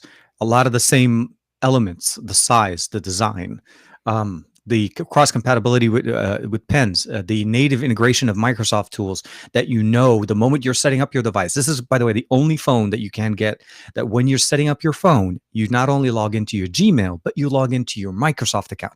It's part of the setup. Yeah. It knows this is trying to go in as a Surface. So to me, yeah, absolutely. Coming from a Surface PC, using a PC as a Surface, which just for reference, for a lot of Surface or non-Surface users, the Surface is known for being a detachable display. The whole computer is running in the display. You detach it to use it in tablet mode, and that runs Windows. This is running Android, and it brings those elements in. And I feel like it did an amazing job just giving us that experience. I think what I would have loved to see maybe something is more of a dock option to be able to kind of replicate that experience with maybe like an external display or something to that effect. But to me, when you compare the two, you know that this is the same lineage, the same team. They're using similar tools. And my hope essentially is that they would just be able to push out some more updates. I think since we've gotten it, there's been one major update, and there was originally like a bug fix. There's two. There was the initial embargo update, which fixed a ton. And again, I still feel a bunch of influencers, not the people that really review, but people that just like to flex shiny gadgets. I saw so much B-roll from people like, well, and this is what the phone was like before the update, and didn't shoot video of it after the update, which because that's hard work. There's a little bit of both. There's a little bit on both. Yes. They were trying to meet that whole deadline, meeting the time kind of thing. And again, but I think that's on Microsoft for making that a clumsy launch, but you can't hold yourself to some kind of review or editorial standard if you're going to complain about something that doesn't exist. Or at least put a follow-through article or something to that effect, something to reflect the, this is where the new things are. But yeah. Now, the flip side of this conversation, Galaxy Note 20 Ultra is the most Note-like Note Samsung can make this year. Yes. It's a more traditional slab. Does it still fulfill that tech showcase that Samsung is known for with this tier of device? It meets the Note requirements to a T. That's where I'll start. If you're looking for the Note and you're looking for the best Note, this is the best Note. The Note 20 Ultra, not the 20, is the best Note that you can get. Is it meeting the expectations that I was expecting out of a smartphone, meaning that the top tier phone from Samsung in 2020? I think it's a little bit of it's a yes and no. I can't really say yes 100% because there are some compromises. They compromised on a few things on this device. I mean, they already knew they were going to go. Yeah, no. I mean, say they were going with a large display anyways, right? They weren't trying to make a small phone. The Note has never been known as a slim, small device. So they've always, I mean, if they wanted to go a little bit thicker to get a bigger battery, they could have. But they chose the design and they chose the compromises in the sense of what they've done. So for anybody that's ever used a device from Samsung before, like an S line or even earlier generations of Note, you'll see that there's some different philosophies in here. They didn't adapt the fastest charging. They didn't adapt the largest battery. They added a laser autofocusing system to improve the camera experience, but it doesn't really fix it to the point where it becomes like, okay, this is what we've seen in the past. The autofocus is still spooky on the Note. It really, so that's why I kind of said, like, if I had to choose between the S20 Ultra and the Note 20 Ultra in 2020 for Samsung, I would still go with the S20. Not that I don't like the S Pen, but at the end of the day, it's just, for what I use it, battery and charging. They don't walk back. I mean, again, it's kind of silly, but like even the telephoto camera sensor is a cost savings on a $1,300 phone. And both were expensive. Yeah, there's no question. And so I kind of want to put that up, our dark horse. And again, it's not the phone that I think wins. It's not a conversation of winning or losing. It's picking the right pros and cons, right? Can you live with some of these compromises? And then if you can, then you end up with a device that maybe better fits your specific workflow. If we match a V60 to the Duo and the Note, that means you're getting a phone with the dual display. You have enough money to pick up full retail, a Wacom active stylus. You can budget for an ultra fast 256 gig SD card that can shoot 8K video in HEVC with HDR. And you probably still have enough money left over for a decent pair of cabled earbuds to really play with the LG Quad DAC. And I think you'd still end up saving money over the Duo and the Note 20 Ultra. I agree. Yeah, no. And LG's done, like I said, it's like if there's an epic version of a device, this is what I would imagine. That and I mentioned this with you guys on Saturday when we were sitting during the press briefing of one of the last few times Juan and I had a chance to hang out together in person without masks. I say I have to remember the good days, man. This year has kind of gone like we just met up at a Starbucks parking lot so that we could trade the phones back, and like I bought you a cup of coffee, and we're still it's outdoors sitting at a table, but there's so much foot traffic around us that both of us were like, I'm not trying to be rude. I don't think you're filthy, but I'm going to keep my mask on. Yeah, no. all these people on a Sunday morning. It was fun. We got a chance to finally meet up with it, and I made up for my big butts we on don't even Saturday. need to get into that. It's okay. But in that press briefing that we sat down, I seriously, guys, I swear to God that I had a like yes, as they were going through the things that they've changed in the V series. I was super excited. Those are the things I've always wanted out of an LG. So I feel like the LG V60 to me, again, nothing against the Velvet. I feel like the Velvet does a really good job of minimizing the footprint but still kind of holding the same essence of the V series. It doesn't hold the same level of everything, as you can imagine. It's a 7 series processor. It's fair to say, I mean, we've seen some comments in here. I mean, the Note 20 is a chunk. And it's not that pretty. My daughter continuously steals my V60 to put stickers on it because, Daddy, your phone is plain and it needs to be prettier. And go for it. So I've had superhero stickers on there. I've had unicorn stickers on there. I love it. Yeah. And she's not wrong. No. There's no one arguing that the V60 is. I don't think the Note will not win any fashion awards. I don't really think that's the intention. Although, tell me that the second you show this off, the Duo just drops jaws. It every single time. No one says anything about the bezels. As soon as you put this in someone's hand, it's like. And you're like, are you opening a book? What are you doing? And then they look at it and it's an actual phone. So to me, one of the reasons why I didn't put a bumper case on it, and one of the reasons I didn't want to put anything on it, I wanted to actually experience it in the way it was meant to be used.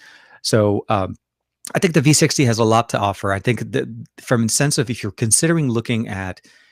looking for productivity, all three of these devices will do productivity in a slightly different way. For sure.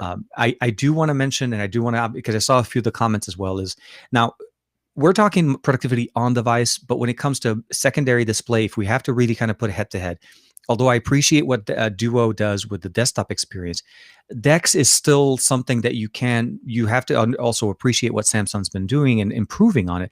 For sure. It is definitely it's a very different wildcard. It's almost like you can't really compare them because you can do mirroring on the Note and you can still use it in that and change the orientation. And at that point, the Duo definitely is a much better experience. But turn DeX on, then the Note 20 kind of moves on. But I'm glad you did that actually takes me into sort of, I think, what our good wrap up point is. I'd like to save the end of this. We can save a little time at the end of this conversation just to kind of wrap up 2020 now that we're finally through Techtober. I was going to say too. So kind of closing out this challenge. We're both of the mind that there are no winners and losers. Right. I know there are people in here that use V60s. I know there are people in here that use Note 20s. And I know Sam is watching and he likes his Surface Duo. So there's at least one person in here who bought a Surface Duo with their own money. I don't know if there are any other people in here that are using the Surface Duo. It might just be me and Sam.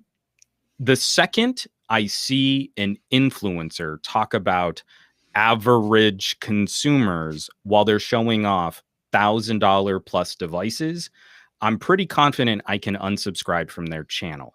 Average consumers buy average phones, and phones that start trekking north of $500 or $600 better have specific reasons why they have features that you can utilize to their fullest. Pick up a Pixel 4a, pick up an iPhone SE, pick up an iPhone 12, pick up a Pixel 5. You're covering that amazingly well, $700 and down. And really, the basics, $400 and down. There is no reason to shop up more. When I'm looking at productivity phones, one of my major sticking points, and I'm going to get angry if someone is like, well, this is a phone that I can get work done on. I need to know that I can leave other gadgets at home. And so absolutely, Duo as a tablet form factor, it's a $1,300. I mean, not anymore. Now there's the price cut, which is going to go through this month, but I think it will go back up to full price after November. So if you're thinking about getting a Duo, now would be the right time to do it. I feel super confident leaving my $2,000 gaming laptop at home and really being able to work in a very high productivity focused way on a phone. If the conversation for the Note is DeX. Yes. you get your $1,300 note, you get a $300 next dock, and that's $1,600, right? So that's Yep. no small chunk of change. I am Nope. not trying to minimize. That is a premium purchase that you have to plan out. But I would feel very confident taking my Note 20 Ultra and a next dock and leaving my $2,000 gaming laptop at home and $1,500 worth of camera at home, and still being able to produce an incredibly high tier of 4K video out in the field. I would feel good doing that. So I don't get this conversation where it's like, oh, Sony cameras are so hard, but I use a Sony A7 for my videos and I need to have this phone, but I'm still going to use a laptop to get some of the heavier lifting done. And you're like, I don't want to travel with $1,000 phone, a $2,000 laptop, and $2,000 worth of camera gear. My phone should be able to do that. And so if that's the conversation, that's where I feel the Note absolutely still kicks ass. My $1,600 purchase means that I get to leave $4,000 worth of other gear at home, and I don't feel compromised for getting my work done. No. And that to me is now, if a productivity phone can't do something like that, then that's where I feel they failed. I agree, and I think there's a lot to be said that the next stock can bring in as a conversation, not just for the Note. I mean, even if you went with a Note 20, or even if you went with an S20, the beauty of DeX is, I think Samsung has done mass amount of improvements into it. I feel like on their tab line, they've allowed DeX to run as the native OS, as the native interface. So you are able to initiate DeX on the Tab S7 Plus and use it. So you can switch between standard Android and tablet mode. But I'm not sold on this idea. In fact, it makes me cranky angry because I don't have the $1,600 worth of Samsung ecosystem to offer. I'm not impressed. Oh, DeX can run on another computer. What's the point? That was, to fire me, up another computer to use the computer that's in your pocket. And so this is where I'm so angry, because Samsung has an incredible laptop and tablet division, and they won't give us the piece of hardware that properly, that really does fulfill the promise of DeX. So we're sitting here talking about next docks. I mean, we're talking about practice, not the game, not the game, not the game. We're talking about practice. Where is the Samsung solution that really empowers one of the best, most underrated features of the Note? And why doesn't Samsung offer that? And I'd pay the premium. So let's say it's not a $300 next dock, it's a $500 Samsung dock. Fine, whatever. Now it's an $1,800 purchase. It's still a monster productivity workhorse offering from Samsung with that kind of componentry and ecosystem tie-in. And then your Galaxy Watch will communicate with all of it, and your Galaxy Beans are playing back and forth. You would have the real Samsung on the go experience. And there are consumers out there who work on web services, who work on network services, who VPN or telnet into IT departments. You don't need another computer if your 5G enabled phone can better make use of a laptop clamshell form factor. And that's the thing that kills me is I want to put the Note up as this, like, that really is where the Note lives as an untouchable experience. But Samsung won't give me the one piece of hardware that fulfills that experience. I got to go look elsewhere for accessories, because Samsung wants me to buy a phone and a tablet and a laptop. They don't want to eat into their other one ecosystem over to the other. I totally agree. I feel like they could have totally done this many years ago. It's not something new. The idea is not new. This is actually the third iteration of a next stock, not the second iteration of next stock. So it's not brand new. This is the next stock Touch, which is the successor to the next stock 2, which of course is, you could follow. But what I meant to say is, there are things in there that obviously DeX needs to be worked on. So for the current version of what we get with DeX on the Note 20 Ultra, I feel like it's a great companion, and it does offer some experience. It's hindered by the way we interact with it. connecting DeX wirelessly right now to a display, and then you're running a keyboard and mouse is functional. You're, you know, 1080p limited. Connecting it wired into a neck stock is the ultimate experience, because not only are you charging your phone, you get all of the functionalities, and you still have the ability of running apps on your phone by clipping it to the side. So the only thing Samsung's missing is HS power control on a Sony. Absolutely, which is, if you could would bypass help the battery, the charging, and you could just let like the neck stock would just power the phone and not recharge its battery, you would have. And I know I make these claims, but if you really try and performance test against expensive PCs, you know, I've got my Nook. I've got a Core i9 Nook with a GTX 1660 Super, 32 gigs of RAM, really fast NVMe drives. That little mini small form factor PC is roughly $2,700 worth of computer before software. And so then I run DaVinci Studio on it, and it beats my V60 in video rendering by a little bit. Not by an unreasonable margin. Like, I have to edit my on-the-go videos on a $3,000 workstation or gaming laptop. If you really compare video quality to video quality, and you can compromise on a few of the more extreme video editing, motion graphics types of plugins, our phones are beating consumer grade laptops in that $1,000 price point, in that $1,000 territory. And again, they're running up against mobile gaming solutions with dedicated GPUs. Like, they're neck and neck, and you always have your phone on you.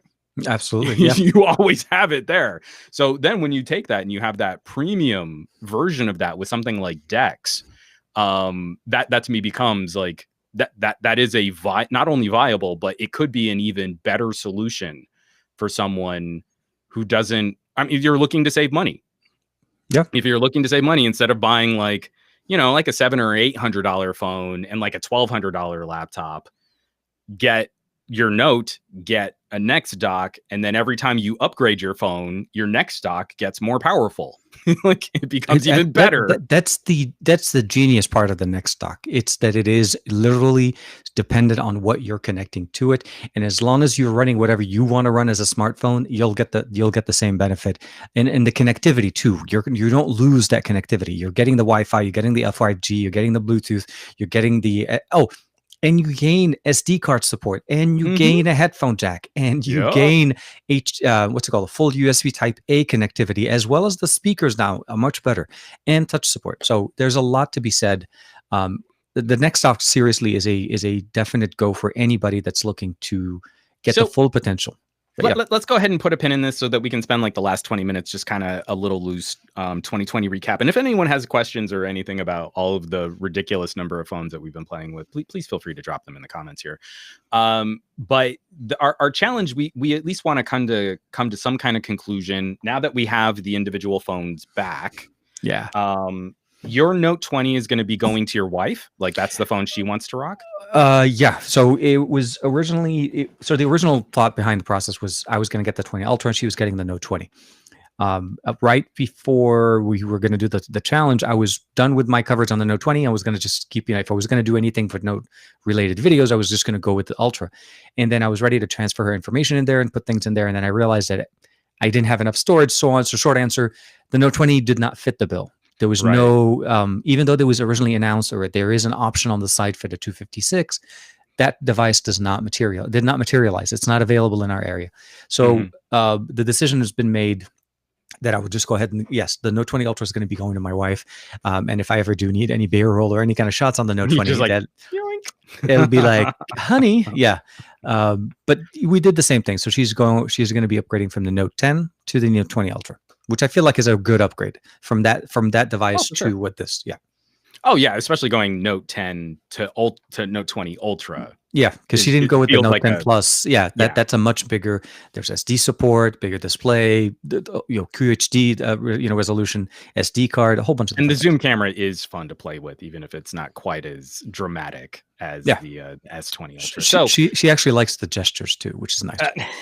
That's good. Again, I mean, like that's the right fit for someone who's been in that S Pen ecosystem. So productivity. Mhm. The main showdown, again, keeping price point to price point, we were kind of focusing on Duo to Note 20 Ultra. You're not keeping either. Which one would you say you're probably gonna miss more, Note 20 Ultra or the Surface Duo? I'm not going to say, I hate to say this. I'm actually, yeah, I will miss the Duo more, a lot more. It's we see so much hardware, we see so much tech on in an average year, that it takes a lot for something to give you that excitement, Mhm. that certain things that kind of leaves it in the back of your mind. It's like, what is it that you remember about it? The Duo does that. It does have that excitement factor, and I didn't feel like the excitement factor died after 30 days. You know what I mean? There's the initial first 2 weeks, I call it like the honeymoon phase, right? You're so in love with the hardware and what it can do. You discount some issues and whatever. But after the 2 weeks, you start, obviously, you're married to it. There's no more return policy. You're pretty much, you're in it for the good, for the long way. I feel like the Duo did for me a much better experience overall. The S Pen, and it could just be because I'm not a heavy, gestures and so on. I like having pen input and I like using it, but it's mostly for business related concerns. It's not for drawing. I'm not going to say I'm a graphic artist.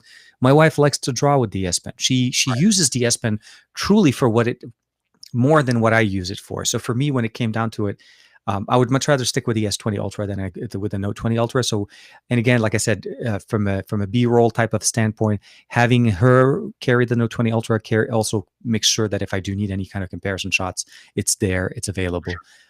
So yeah, I think if I had to pick between the two and go down and buy a device, I would pick up the Duo. The Duo for me has it. I don't know how to explain it. It did it better. It was more intuitive. And maybe because I'm a I use both Windows and Mac just for reference for desktop experience, but to me it was still more native to that. I felt like that experience from multitasking the way I want it to happen on device with gestures. The Duo did it better. The Note 20 is a powerful device and it has a lot of possibilities, but on device, I felt like the Duo did better. I have to second that. It's not just being the contrarian, and I think people who watch or listen to my commentary probably understand like some of my personal feelings about Samsung, but that's got to be bridged by the fact that I was the Note guy. Absolutely. You still have your first Note. I'm like, dude, it's over here somewhere.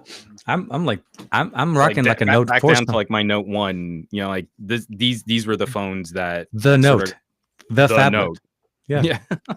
Again, with this, who could ever use such a large 5.3-inch display? It's just comically way too big. But to kind of like, sort of mirror some of your experiences there. If we're concerned about premium tier devices and we're concerned about a landscape of phones that are feeling too samey, and even down into some of the more obnoxious, like how Samsung gets a pass for making fun of Apple one year and then immediately copying them the next year. Like down to things like why do you need to change the long press on the power button on the Note? They changed it on everything. They changed it on all of it. But that's what I mean. Is like, yeah. Why do you need to make fun of Apple and then copy the terrible way that Apple sets up how to power the phone off? Ever since the iPhone X, they changed it because but not okay. And again, like this has been Samsung's MO there, like since like the Galaxy S3 is. What did Apple do? Okay, cool. We'll do something just like it because Apple made a lot of money and we can copy them too. And the Note used to feel like it stood apart from that a little bit because what Apple phone had stylist support, right? Literally couldn't be more different. They're still holding the crown for that, by the way. A lot of other devices support stylus, but not in the way Samsung has done it. But yeah, totally. And as refined, because again, it's a decade of Note versus the first generation of Surface Duo. So I mean, we should expect some advantage for Samsung in that arena. But wrapping up my time with the Note, I never leaned on it in the way that I felt I could drive multiple experiences on the Duo. And even performance testing, like really trying to find those specific applications that would benefit from the extra horsepower on the Note, very limited. I mean, like we're talking like a significant advantage using the video stabilization plugin in Google Photos. Yeah. So if you do that a lot, you should get a Note, because that's the only thing I found where it genuinely was the fastest by any appreciable margin. I've Video tested it rendering, multiple times. Yeah. video rendering, V60 beat it. And there was actually one transcoding test where the Duo beat the Note in transcoding a longer piece of video. Like these spec sheet junkies, that conversation is so woefully incomplete when you look at what the whole feel of a phone should resemble. And Samsung is also, I think, they're their own worst enemy in a lot of those ways, where whatever performance advantages might be there are probably eaten up by the insane amount of custom code that runs on top of Android to make a Galaxy work. Hence why they need more RAM. But yes. So the actual like Duo versus Note part of this conversation, for really trying to multitask, to get business grade, communications grade, or document grade work done in the field, I have to side with you. I feel like the Duo is the better in the hand solution for that. But if you can sport some accessories, the Note will win if you're looking at expanding the role of your phone to replace a proper computer.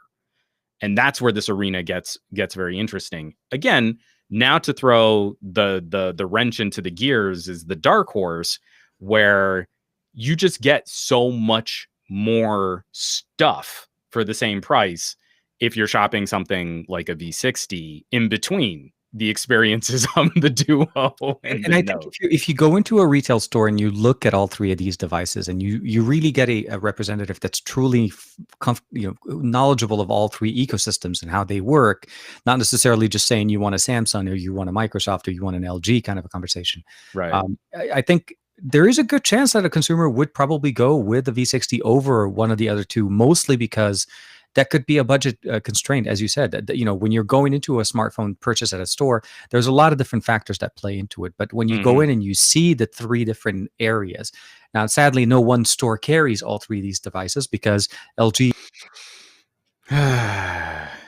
And also, I mean, it's the whole issue with the Note. I mean, not the Note, the Duo being sort of tied up by Microsoft and being much more of a specialty and a niche. You froze on a really good look as well. So yes. Like you too, and you had your kind of hands up there too. But I'm sorry. It's interesting. Like, to me, I think the bigger problem just becomes one of branding and marketing.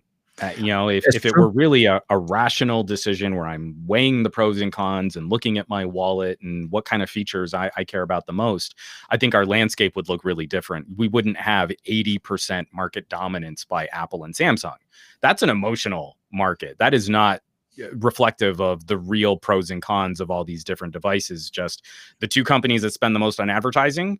What a big surprise. They're the two companies that are most generally consumer popular. They keep themselves dead centered in front of our faces all the time. That's, I think, what they're doing. But I mean, like I said, at the end, the V60, I think, would be, I'm not to try to take away from either, but if I'm recommending something like this to another person that's looking for a very capable device that can do different options depending on how they want to build that experience, I would recommend the V60 easily. I don't have I don't have any issues with it. I think my only qualms with V60 line this year is the fact that we don't have a V60 that's unlocked. Yeah. The carrier, this limitation that we got in this year is that it was limited to specific carriers. It's limited I think in the US. I don't even think it's available outside. So to me, those are the things I felt like LG could have capitalized on it, because it's such a good device. I mean, so much time has passed. We should have at some point an unlocked version of the V60 available, because it still rocks. So yeah. And I mean, like, it's the realities of LG's position in the market. I mean, LG, what's funny is LG's customer is not you, the end user. Oh, absolutely. Yes, that's LG's true. customer is the carrier, because the carrier is going to guarantee a certain number of phones are sold. And so LG knows how many phones to make, and they aren't having phones sitting on store shelves. Yeah. So again, LG is in their way of this whole year has been a pivot for LG to maximize potential profits and try and reduce the losses. I mean, their phone division is still generating a loss, but it's been better this year than it has been in years past. Yep. It's a different, I mean, you have to think about LG as being a seller to carriers, and then the carriers sell to the end user. So there probably won't be a strong push for current unlocked phones in the next year or two of this 5G rollout, because LG just can't afford to have these phones sitting on store shelves and then being sold at ridiculous, I mean, just ridiculous, price savings, like they used to. Like, Yeah. if you slept on the G8, you missed out on a really great phone, and the unlocked version of that phone sold stupid cheap. But LG can't afford to keep doing that. So Yeah. I want to use this to kind of transition out. I feel like we're kind of simpatico. There's a flexibility to the V60 where I think it can fit more individual niches, and does so with a slightly less wallet destroying first impression. Duo to me becomes the more productivity focused option for a phone or a tablet out in the field. And the Note 20 represents more raw potential, but you need to search for the accessories that are really going to maximize that potential. Closing us out in 2020, we've been through OnePluses, we've been through gaming phones, we've been through, we played with some iPhones, even if we, aren't running the same kind of coverage like we usually have. Samsungs, LGs. I'm trying to think. TCLs. I think TCL was kind of a surprise. Yeah, absolutely. They had a massive. I'm very happy to see that they released all 3 of their 10 series in the US. So that was. I don't think anyone would. I don't need to gild this. And Lily. Pixels. I don't think. Sorry, let's not forget Pixels. and the Pixels. Yes, please. Thank you. As opposed to last year, where I feel like I kind of split my time a bit more evenly between the G8 and the V50, but the Pixel 4 XL actually managed to keep my SIM card consistently the longest. Same here. I don't think anyone would be surprised to hear me say that this year, the V60 was the phone that kept my SIM card the longest in between all of my other review devices. Which phone do you think you kind of lived with more than just it being the review week that you needed to test like radio performance? So the device that's carried my SIM card the longest in 2020 was it's a toss up between the S20 Ultra and the Find X2 Pro, which is also another area that we didn't get a chance to do. We didn't really do comparison because Oppo doesn't exist in the US as much. Not really. Yeah. I had the opportunity to play with it, and I can see what the premium version of a OnePlus is. Once you see what Oppo does, and once you see what ColorOS 11 did in it. But short answer for me was, and not to say that there's anything wrong with the V60 and as far as the device, I actually still use it just without the SIM. It's on my desk, and this is where my multitasking comes in. I like to have, but no, the functions that you get with the V60, especially for gaming, that controller function cannot be replicated. Not that I don't like controllers. On the go, I could just literally open it up, connect to a hotspot from my phone, and I'm ready to go. I desperately want it on the wing. I want custom controller on that little screen on the wing, so you can have a Game Boy style controller for absolutely screen and landscape. But anyway, those functions. So for me, those are the devices I've carried the most. The S20 mostly because I think at the time I set it up, it was more where I keep my banking application. So I have a philosophy in the way I approach devices. There's my device that I put my banking apps and my certain applications that need to consistently stay, and I don't play around with that device, because that device, once I'm done with the review or the process that I'm doing on it, it just literally becomes that's the one I do take care of normal daily things, not work. The Find X2 Pro carried my SIM for the longest, and it still has my SIM in it. I actually did have to put it back in there. It's just that good of a phone. And I don't miss wireless charging. I don't know why I can say that, but the short answer is, for me, I think if I had to do any other device, would be the V60 because of how good it is. I take a lot of B-roll footage with this. I use it a lot for control. So it doesn't have a SIM, but it does still work. I mean, it's on my desk. It's not in a box somewhere. That's the philosophy I'm trying to say. It's on my desk. What would also be, say, like one of the bigger surprises that you found this year, looking at all of the various different phones, especially like the OnePlus sort of shotgun approach? The OnePlus was a big surprise this year. Their approach to smartphones changed yet again. I was very happy to see that they have now they finally have a premium version of their phones. The OnePlus 8 Pro for me truly feels like the premium OnePlus. That device that you want all of the OnePlus features in, wireless charging, reverse wireless charging, fast charging, all of those things, and then still get color, Oxygen OS 11, released on it in beta.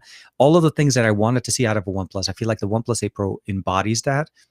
The approach to devices in this year with the 8T and then there's the 8, I felt like it was slightly different. I wasn't used to seeing them releasing I'm not going to say a mid-tier because they're technically all running the 865, but at the end where we normally see the T line being more of like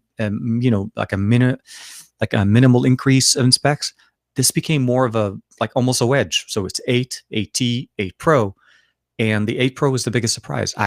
It's extremely well refined. The experience is really smooth, very fast. Cameras are a lot better than what most people think they are. So, if anyone who slept on the OnePlus 8 Pro camera, again, if you only looked at the reviews from that embargo launch week and you didn't follow up on some of the significant improvements that OnePlus made to cameras, okay, so let's you're sitting there with a Note 20 Ultra, 108 megapixel camera. Not really. It's a 12 megapixel camera. Pixel binning, yeah, exactly. It produces 12 megapixel camera images, and you are able to use the full sensor, but the raw files pump out 12 MP. Yep. The raw files will not put out 108 MP because it is a non-tracell. It's a 9 grid. And it's a little bit bigger than the sensor that's in the OnePlus 8 Pro. Yep. I see no functional advantage to using a 9 pixel sub-pixel binning over a 4 sub-pixel pixel binning. And the surface area is reasonably close. So you end up with very similar depth of field. And for the first year ever, if you're really looking at like Samsung's annoying auto HDR where you can never tell it, just always make the photos HDR. I like OnePlus's HDR color processing better for the first time. They've gotten a lot better. Still some camera jank. I mean, it's OnePlus. We can always expect some gremlins in a OnePlus camera app, but the actual output, I feel OnePlus actually is delivering a better, not on the OnePlus 8, not on the OnePlus 8T, but on that OnePlus 8 Pro. That to me is the HDR performer of the year. It is just a gorgeous sensor to shoot on. A lot closer to each other when it comes to the optics. I think the real difference is when you go to the Pro. Unfortunately, real quick, I just want to plug this in here before I kind of start wrapping this up because I know you're going to have to get going here pretty soon too. Joe Hickey threw in a super chat that I missed in the Restream chat. The Restream sort of got weird with the YouTube chat, and Joe Hickey says, "Talking of Duo, you guys are the best. Just had to note that down." So we got an amazing collection of dad puns there. Oh my God. And again, also for any of you, and I so apologize because Restreams got weird with the YouTube chat. If I missed any other super chats or super stickers in there, again, super appreciate those of you that are sticking with us for this kind of rambly, gadgety, nerdy conversation and are supporting production on both of our channels. I think my biggest surprise of 2020, and a phone that I was really anxious about, but ended up liking way better, was the Wing. I really felt like Wing was going to be one of these kind of compromised experiments. And the more I use it, it's not a broad recommendation. It's not like I'm telling my mom and dad, hey, go get Wings because they're really nifty. But for what LG is claiming to do with this new Explorer program is so much fun that there's a TK, what, you doing a super sticker while we're in the stream? I had to throw it in. I totally forgot. Like in my mind, I was going to buy you like a $3 cup of coffee. You don't have to like sticker. So now I got 17. But nice kidding. All right, you've got 4 more cups of coffee coming your way, and then maybe also a croissant. Please, Swiss cheese, please. But thank you. So I was really surprised by that. But I think also it's a much quieter story. It's just something we should keep our eyes on. The company that I really hope to see iterate is TCL. Yeah. No, absolutely. We haven't seen this ODM story since HTC. You know, like they made phones for other brands and other labels, and now they're kind of stepping out of the shadows to put their label more front and center. And 3 phone releases this year that I felt really did nail what they were claiming to put out there. Budget conscious, budget friendly devices with some fun video and streaming features, respectable camera performance, respectable UI performance, but price tags that that Great really display, felt like you were getting a good bargain. You do see great displays. the TCL heritage, their display technology that it comes through. That's a big factor. Every one of these devices had massive displays. Even the 250 model, the 10L, still had a massive display. So you have to appreciate what they're bringing in, and if they do end up materializing or making those concepts that we saw earlier in the year. Because we saw a foldable. I don't know if you had a chance to see some of those pictures. They are doing work on foldables. I had a chance to play with it. Our PR guy back when we were in CES, I went in there, and it was before I went to the show floor, and basically nobody could touch it anymore. Yeah, it was fun. It is fun to see actually, them. Again, we were kind of talking about this on the Discord, and I don't have any inside knowledge here, so I'm totally speculating out of my rear end here.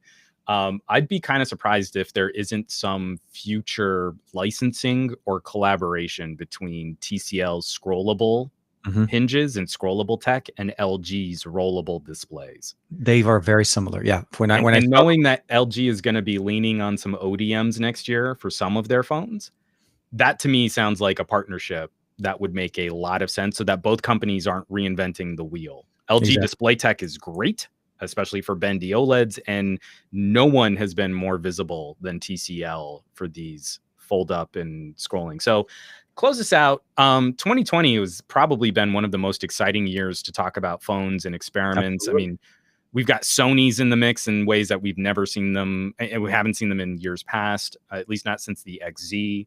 What do you think might be one of the next things that you would want to see addressed for phones in 2021? Because for me, it's not horsepower.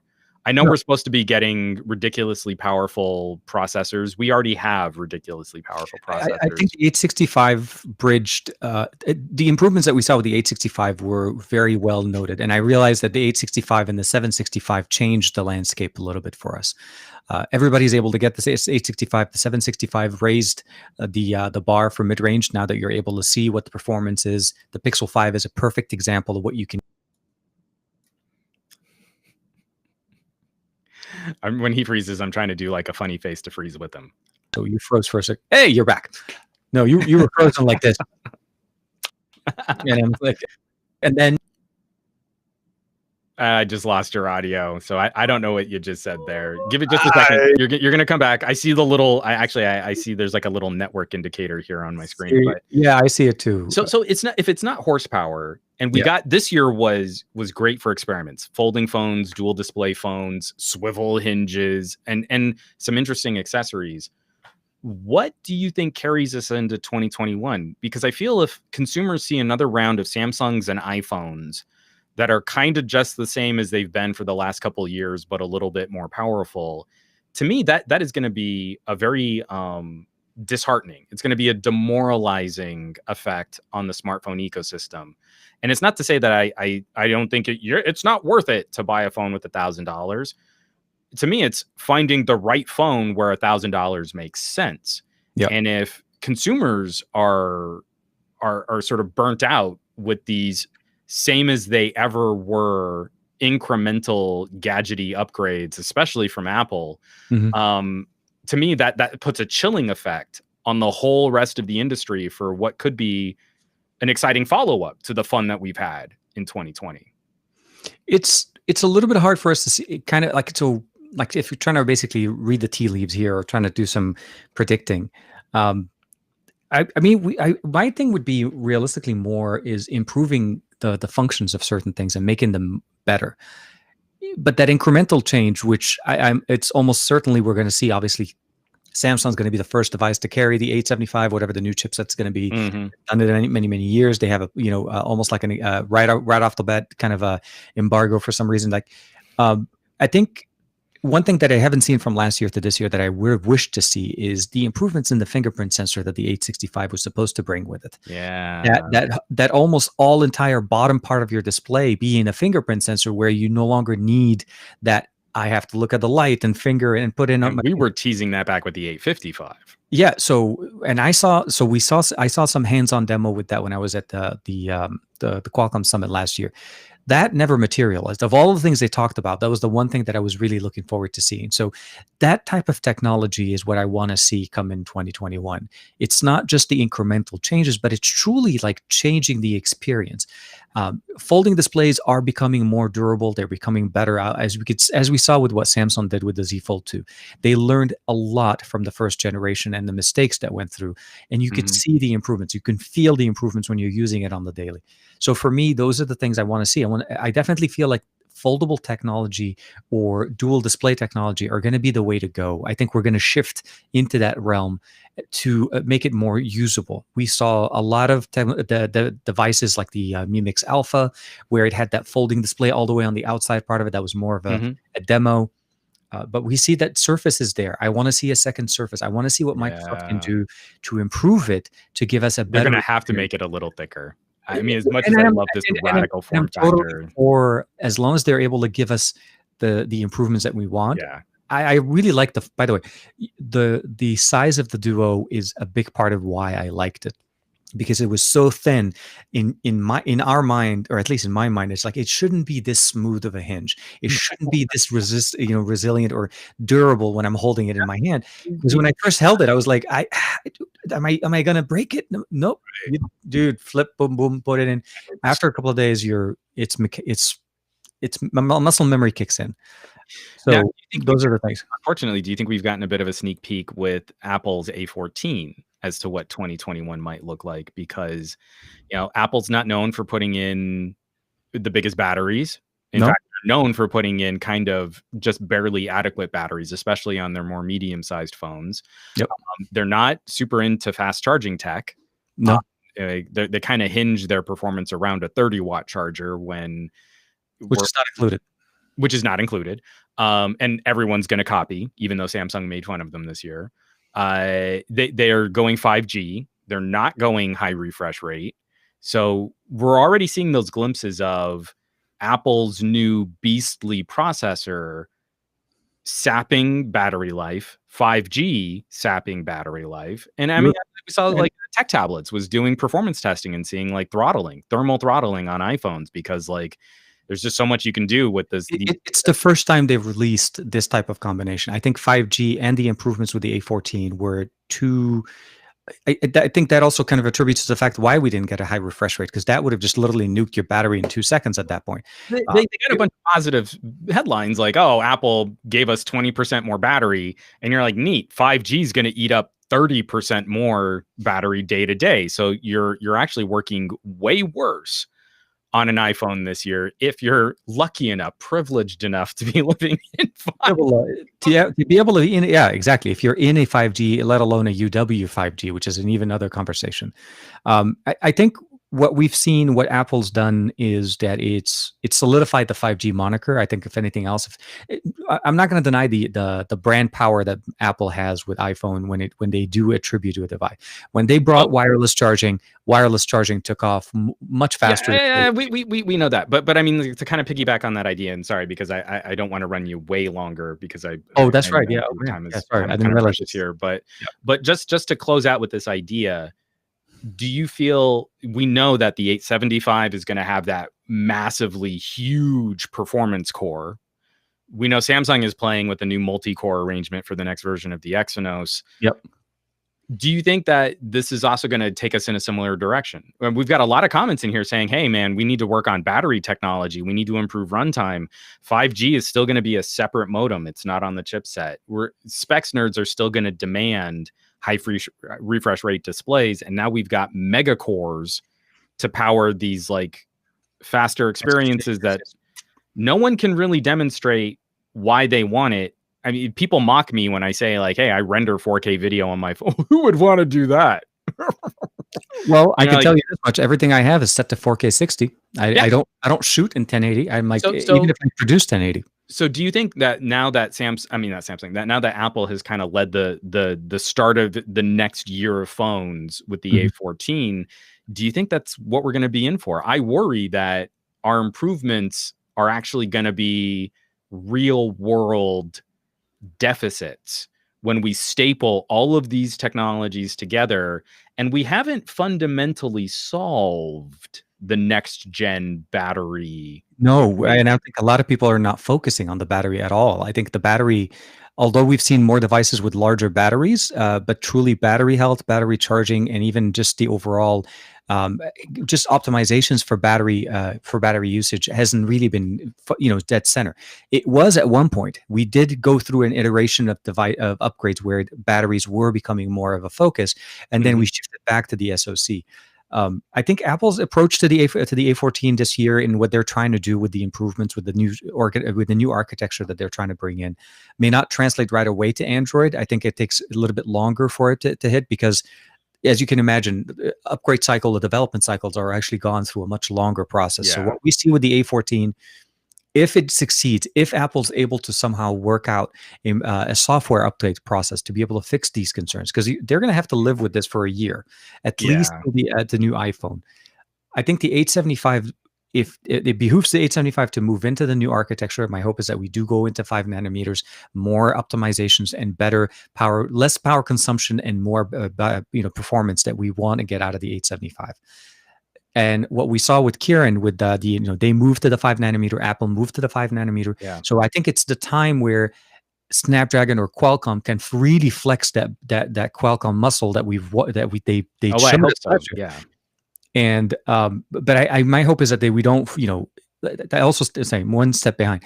Qualcomm's had a lot longer time to work with 5G and different approaches to 5G, either in an independent X55 or an X52 or an integrated modem.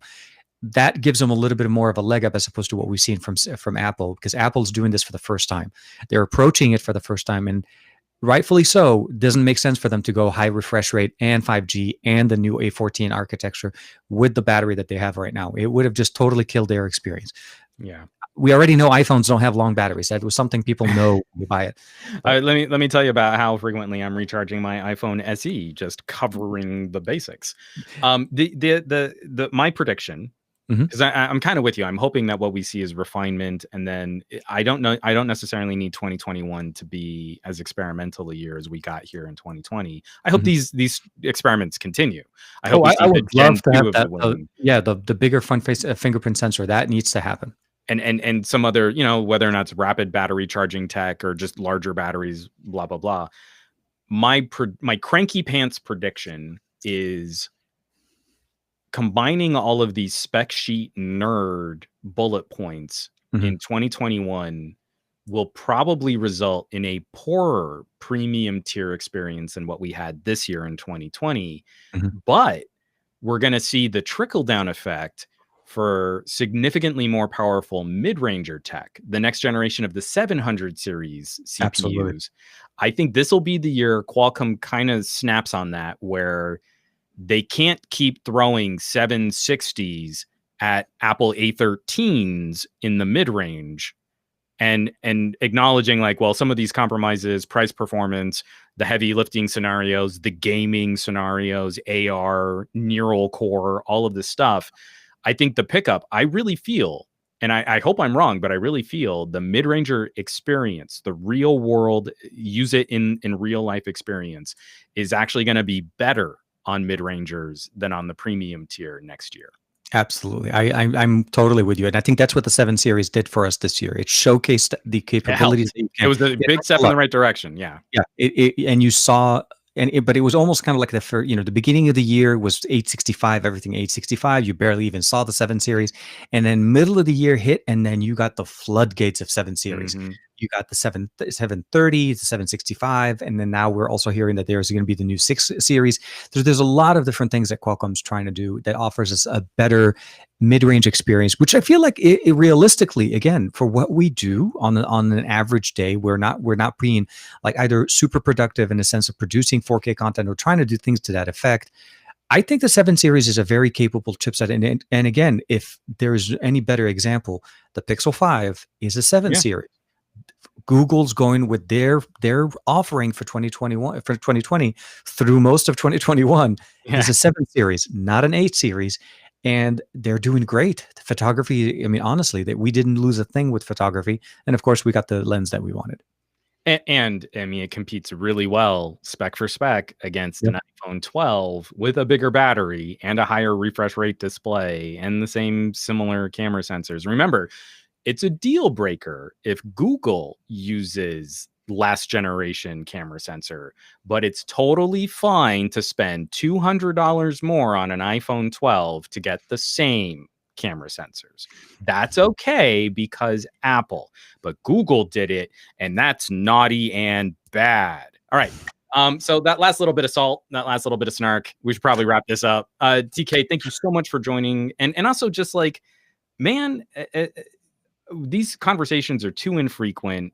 I feel like we should probably look at opportunities. I don't know if anyone in the chat would want to hang out with more regular kinds of conversation podcast style chat. Absolutely. I love these conversations, and I feel like you're right. We don't get a chance to hang out as much, and I appreciate these little collaborations that we do because we tend to be like, we're talking, we're hanging out, we're doing a whole bunch of stuff. So I personally would like it. I would love it, and I would be open to see what people are thinking about it, and feeling like to join us on these types of more regular kinds of conversations, maybe audio downloadable, something like that. I don't know.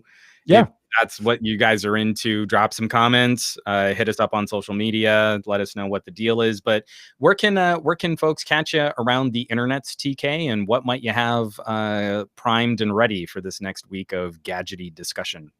So the easy way to find me is TK Bay, as the name said. I'm actually not even sure where it says it. Just TKBAY all over the internet. Just type it in, and then I always say this is let the beard guide you. Once you see the logo, you know who it is.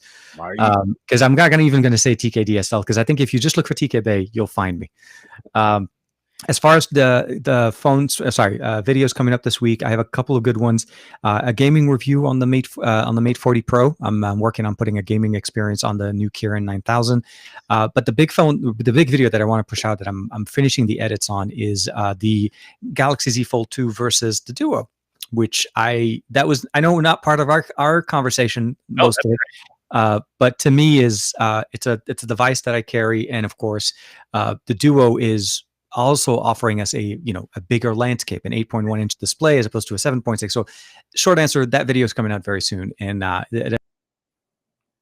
no, we were so close to sticking the landing. Come on, come back to me, TK. Come back. I should be back now. So yeah, we tapped out on just the tail end of that, but you've also been doing some fun gaming coverage, and you've been sort of game streaming and stuff. So there's plenty to catch. TK Bay, TK DSL 8655 on this. I've got some wrap-up videos that are going to be coming out, especially looking at OnePlus 8T, which I feel deserves a little bit of attention after living with it for a while. LG Wing, kind of a longer-term wrap-up. And the Wing for me too. I forgot. Sorry, that's also coming out. A lot. There's a lot going on. So definitely some follow-up conversations there. We didn't take a pause to plug the subreddit, but please check out reddit.com/r/glowing rectangles. Yes, where a huge community, a building community, is starting to really share content from creators they feel deserve more attention. And again, don't leave it up to YouTube. Don't leave it up to Facebook. Algorithms aren't your friends. If you really want to see broad gadget, real world tech conversations, that Reddit is becoming one of my favorite places to lurk and find new stuff. And I'm finding really cool stuff on the regular. I love it. Just to wrap us up, and again, thank you so much for everyone who's been contributing. I know I missed a super chat in there. I think Matt Tyler even sent us a super sticker or super chat, and I really appreciate it. Thank you so much. I just have to reiterate, if you're in the United States, go vote. Do it. Be a part of a conversation, contribute to this discussion, use this, hobby of yours. You know more than a lot of the people that are trying to write legislation on this stuff. Be active. Don't let other people decide for you what technology should look like. Contribute and get off the sidelines, because we kind of need more people actively participating in these kinds of discussions. So on that note, thank you so much. Catch both of us around the web, on the social medias, on the YouTubes, on the Twitches, etc., etc. I want y'all to have an amazing week with your technology. I want you to do awesome with your technology. I want you to be awesome with your technology. And I'll catch you back here next week for another episode of the Monday Morning Tech Chat Show on the SGGQA podcast channel. Take care. Be well. I'll catch you back. Take care, everybody.